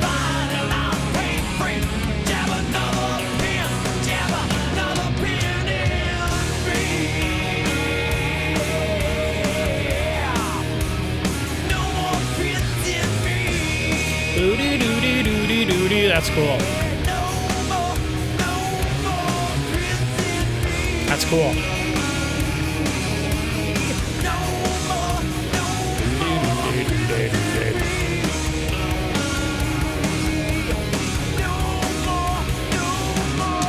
Is it gonna fade out? Nope. Hey, good job, Metallica. You ended a song. I don't know how I don't know how I feel about these like epic, long, big, really good songs at the end of every Metallica album. Like, I think one thing that's a problem for me is that was great, maybe the best song on the album, but there was too much before it for me to appreciate that. Interesting. Like there's, and you know, we've talked about this before, like I'm one of those people that's always like, give me as much as possible, give me B-sides, give me rarities, whatever, remixes, whatever. Don't cut the fat. You were always like, cut the fat all out, you know? There's just too much here. It's too much to listen to in one go, you know? If I just put that song on and listen to it, I'd be like, this is awesome. But hearing 70 hearing 58 or 68 minutes of basically the same sort of sounding stuff before that, it loses what makes it special, in my opinion. And the thing is, I like the way that song was put together. It didn't feel 8.5 minutes or whatever. No, long. it didn't really. It didn't feel that long. There were songs on this album that felt longer that were 2 or more minutes shorter. But the thing is, and maybe it's just the way we do these reactions. It takes so long. We've been recording for 3 hours. Like, I'm tired already. And, like, maybe it's just that. And I don't know what the solution there is. I almost wish Metallica would, like, drop, like, 4 of these other songs and then, like, write one other song, like, big, epic, long, 8-minute song like that. Mm-hmm. You know what I mean? But this is the same. They did the same thing with Immortata on 72 Seasons. Oh, yeah. They sorry for the phone ringing. They did the same thing on Load with Outlaw Torn. This is 3 Metallica albums we've had where the last song is the longest one, and it's one of the coolest songs on the album, but it's just there's so much stuff before it, I feel like you can't really appreciate it. Does that make sense? It does in a way that I don't agree with you, Okay. but I can understand how a person could feel that way. It makes sense within itself, for sure. Yeah, I don't know. I like the riff. I didn't think it was the most interesting riff, the whole song, the whole album, but I liked it. I liked the slowness of it, and then it got a little, pepped up a little bit there. I liked the guitar solo. I liked the chorus. It was not a lot of choruses on this album could you really sing along with, I feel. But this one you could, I think. Mm-hmm.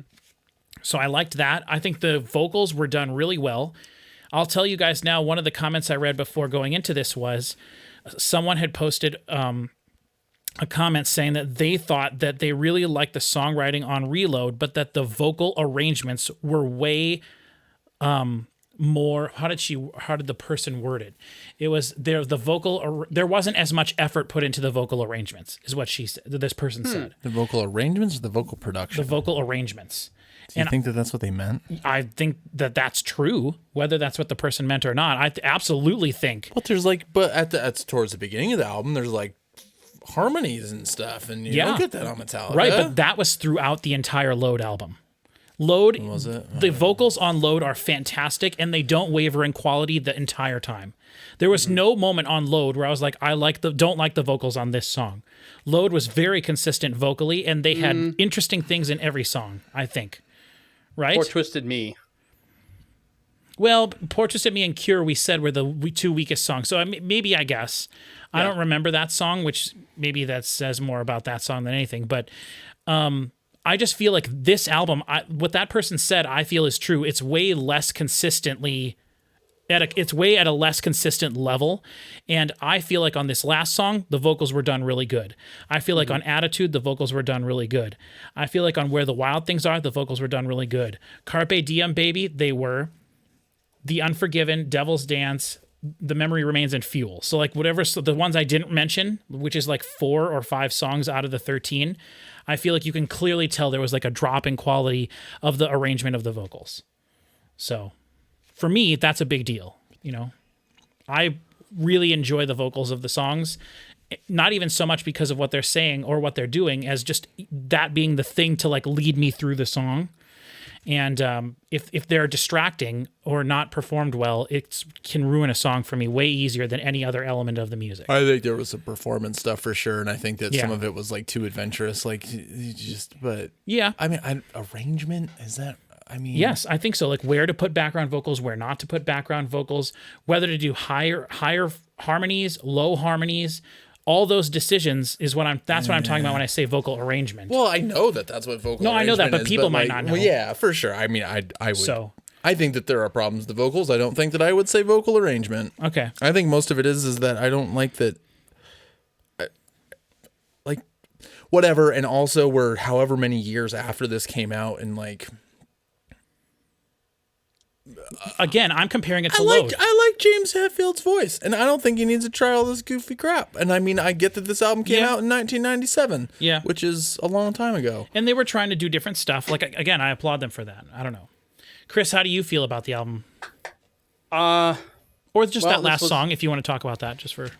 This was my first Metallica album. Right, yep. That last song is one of my favorite songs of theirs in general. And... I've been trying to decide. It reminded me of Bleeding You a lot.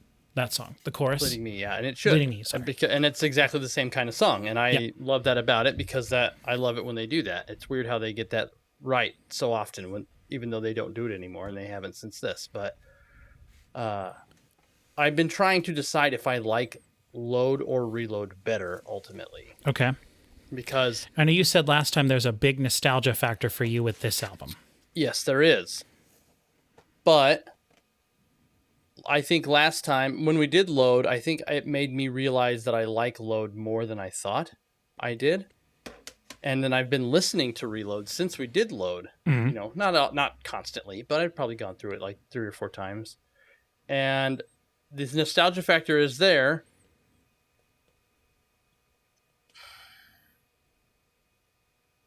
It's a tough call. I don't think I can say. They're right on par with each other for different reasons. Mm-hmm. I think the worst thing that both albums have to offer, Load's worst songs are worse than Reload's worst songs. What? Say that again. The worst songs on Load are worse than the worst songs on Reload. Oh, definitely.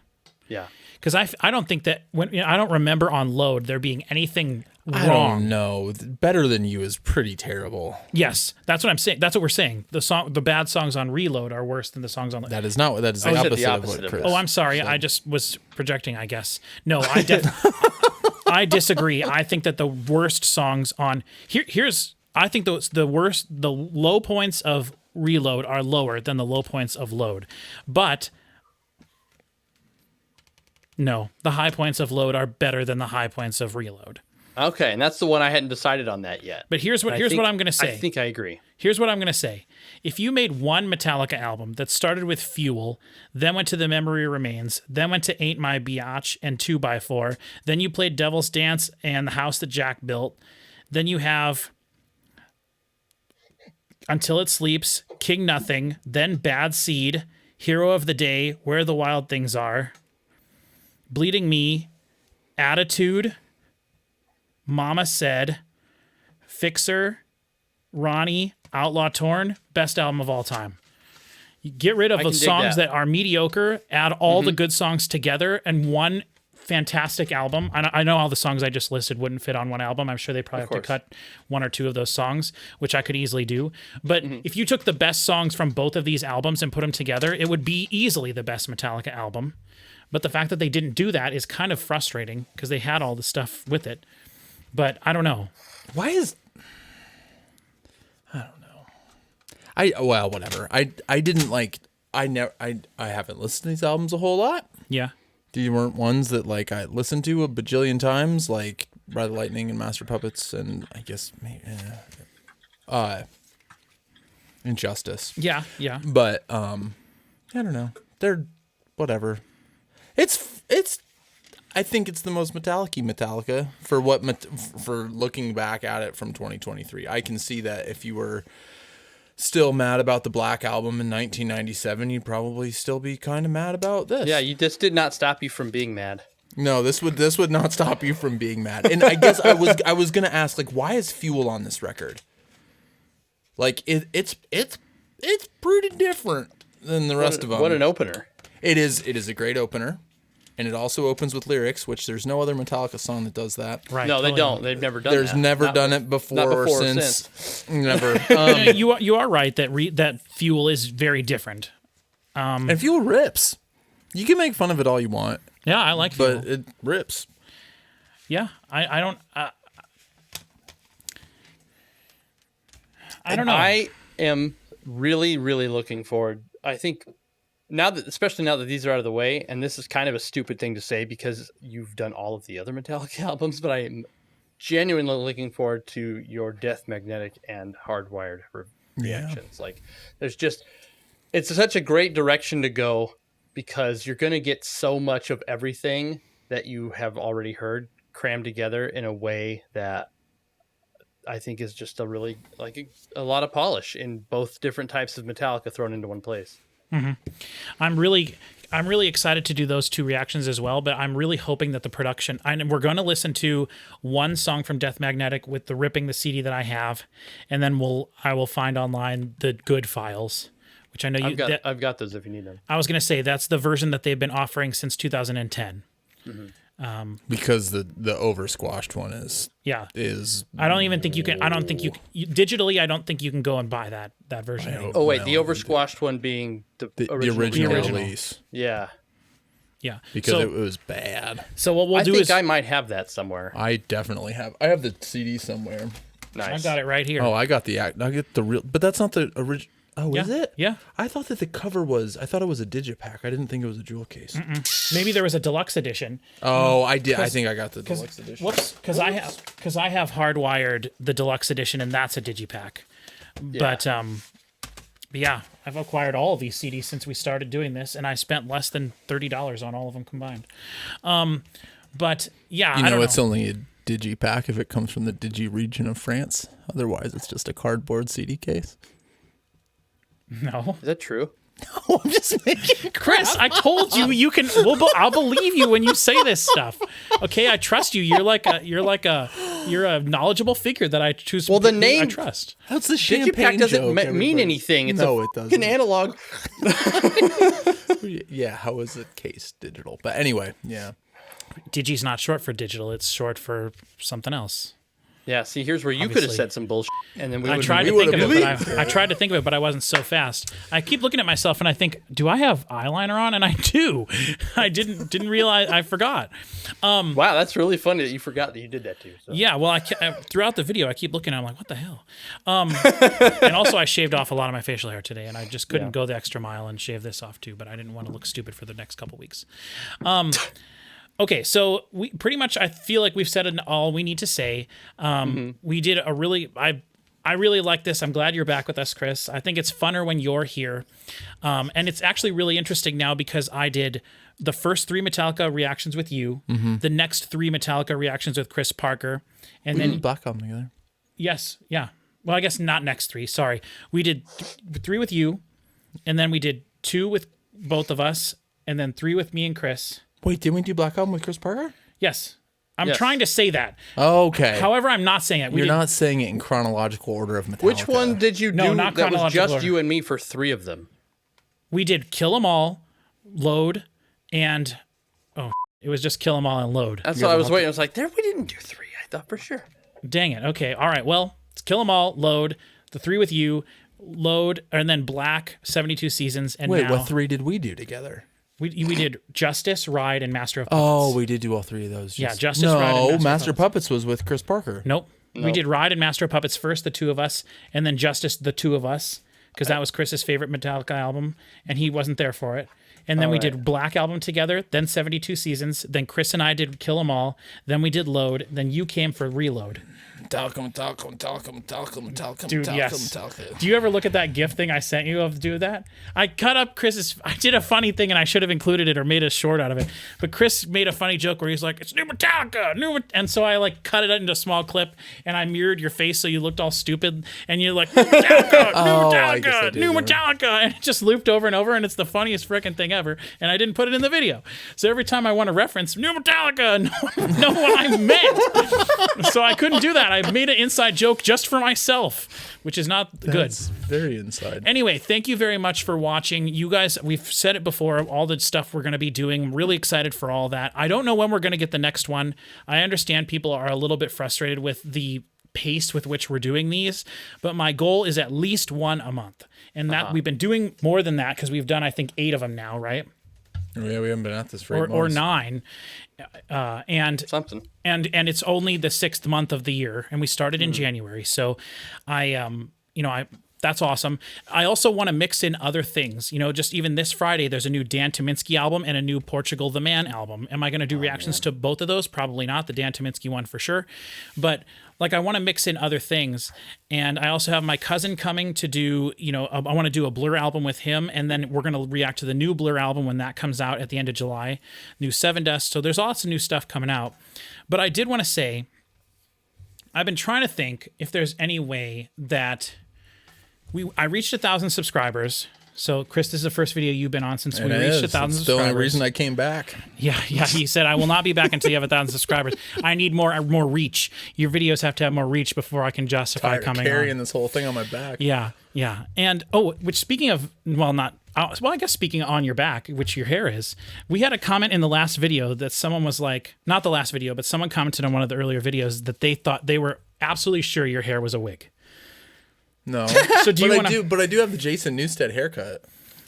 Oh, yep, you certainly do. Nice. So you can debunk that right now, right? Your hair is in fact your real hair. Yes, it is his real hair. Yep. And What so a I crazy just thing to say to. no, someone did. They were like and they said it in like a sneaky way too. Like I think I figured it out. Chris, that present Chris's hair is a wig, right? I do not spend enough time on personal hygiene to be doing things as elaborate as wigs. Yeah, I know. I 100%. But I do want to just bring up the idea, and I've been fighting with this, and I don't know, but I just wanted to ask the people who watch this, if you're still watching this video, it means you're someone that cares about these videos. Is there any universe where I could create like a Patreon or something where we could somehow make money off of this somehow? Like, I feel like I never want to put any content behind a paywall. I hate that. I don't want to do that to people. I don't want to. We could auction off the rights to what album we're going to do next. Well, that's what people do. All the reaction channels, really? you give a certain amount of money, and then you can guarantee your album will be like whatever you Yeah, suggest. I mean, you will don't be have to reacted lock anything behind a But, like- paywall, but you could give like exclusive, like you get this a week early, or I know, but that's first of all, it's so stupid. But like that's more work for me, which sucks kind of. But like maybe if I was making money, I would be more willing to do it. But like Yeah, I mean, it every effectively one is- of these videos, we recorded for 3.5 hours. It takes me 7 hours to edit probably. Then it takes me with a 3.5 hour video, it'll take my computer 13 hours or so to render the video, and then it'll take me 4 hours to upload it. So we're talking that's over 20 hours easily put into any one of these videos. Just for you. Just for me. Exactly. You guys are each taking time out of your day. You have to drive 50 miles to my house. It's not 50 miles. You have to drive 30 miles to my house, And so it's like, if we could make some money, I could buy better equipment that would maybe make it go faster, but I would have to make enough money to like, I don't know. So I just want to say to anybody, like, If you want to send us cash. no. I mean, even just like if you have any suggestions for what Yeah, would make if- a Patreon worth it, yeah, or like, Put 'em in. Yeah, what would make a Patreon worth or it? if it's not a Patreon, like, is there some sort of a better solution out there? Like, I know that there's a way, like, I'm not partnered with YouTube, and I am Right. scared to do that because I could do that now that I have 1,000 subscribers. I could, Oh, nice. you have to, like, apply, and I could do that, but I'm afraid if I do that, because almost every single one of my videos is copyright claimed. Every single one, because any video that has music in it is copyright claimed by that artist. And so even these Metallica videos where we don't get any trouble for doing it, but it still has a copyright claim on it, which means the video can never be monetized. So I can't even make the like pittance or whatever that people make. how do the other from people do it? I think that they just, well, first of all, if you're someone that's like, you create relationships with the record labels that own this stuff, and then you get permission from them to put your reactions online, and then they take off the setting of your specific video to allow it to be monetized. That's So interesting. you can create these relationships with people. That's how like Tank the Tech does it. That's how Charismatic Voice does it. And these are like the biggest people in the reaction sphere. Or you can do it like I could upload these videos with no music in them and just have people play the music along with it. But I don't think that that's as fun. I personally like to watch reactions. Anyway, this is getting too deep into stuff. I don't know what I'm really asking. I guess suggestions. Would anyone sign up for a Patreon? Like, I just. What's the people have been talking about it, like imposter syndrome, right? Like I have that. Like I don't think anything I do is worth it, and I think You're not. Yeah, you're not. Allowed. Patrick Musilek isn't even his real name. I can't. Musilek. It's Bob. I can't friend calls him- believe. I My cannot friend calls him Patrick believe. Musilek. It's still it boggles my mind that I get messages from people looking forward to the next thing we do. It boggles my Yeah. mind too. Like I can't believe like. I understand the feeling because I'm like right now there's like 4 or 5 videos that I'm like waiting for people to watch the last season of Game of Thrones, finish Ghost of Tsushima, like all these things that I watch, and like we do that for people, Yeah. People are excited for us to talk to them, and I think that's so freaking cool, and I just It never don't goes away, feel like so it you should gotta be worth just do it. I know. And the thing is, like, if I could just make like the smallest amount of money, it would like improve my life so much. Yeah. You know, it's like I've been making $75 I've been making $150 a month for like 3 years, and like just basically living off nothing, which is fine because I don't have to live off of anything really. But like, it's just I don't know. So I just wanted to bring it up. Let people see in the comments. If anyone's still watching this, you're a real one. So. All right, Yeah, we'll if end you're still it. watching this, you better drop some things that you would pay for because Yeah, clearly... because I'm also really thinking about all the next things I want to do. I want to do single albums from bands for a while when we're done with Metallica. Like I want to listen to a Carcass album. I've heard 2 songs of theirs. I think it sounds freaking awesome. So I want to do that. I want to maybe try Iron Maiden. I want to listen to Pink Floyd. I want to listen to Led Zeppelin. I want to listen to that stuff. And people who like Metallica might want to watch those things too, you know? Because I just found out about a Tribe Called Quest, right? Hip hop group from the early 90s. I've heard a couple of them, yeah. samples. Sounds freaking awesome.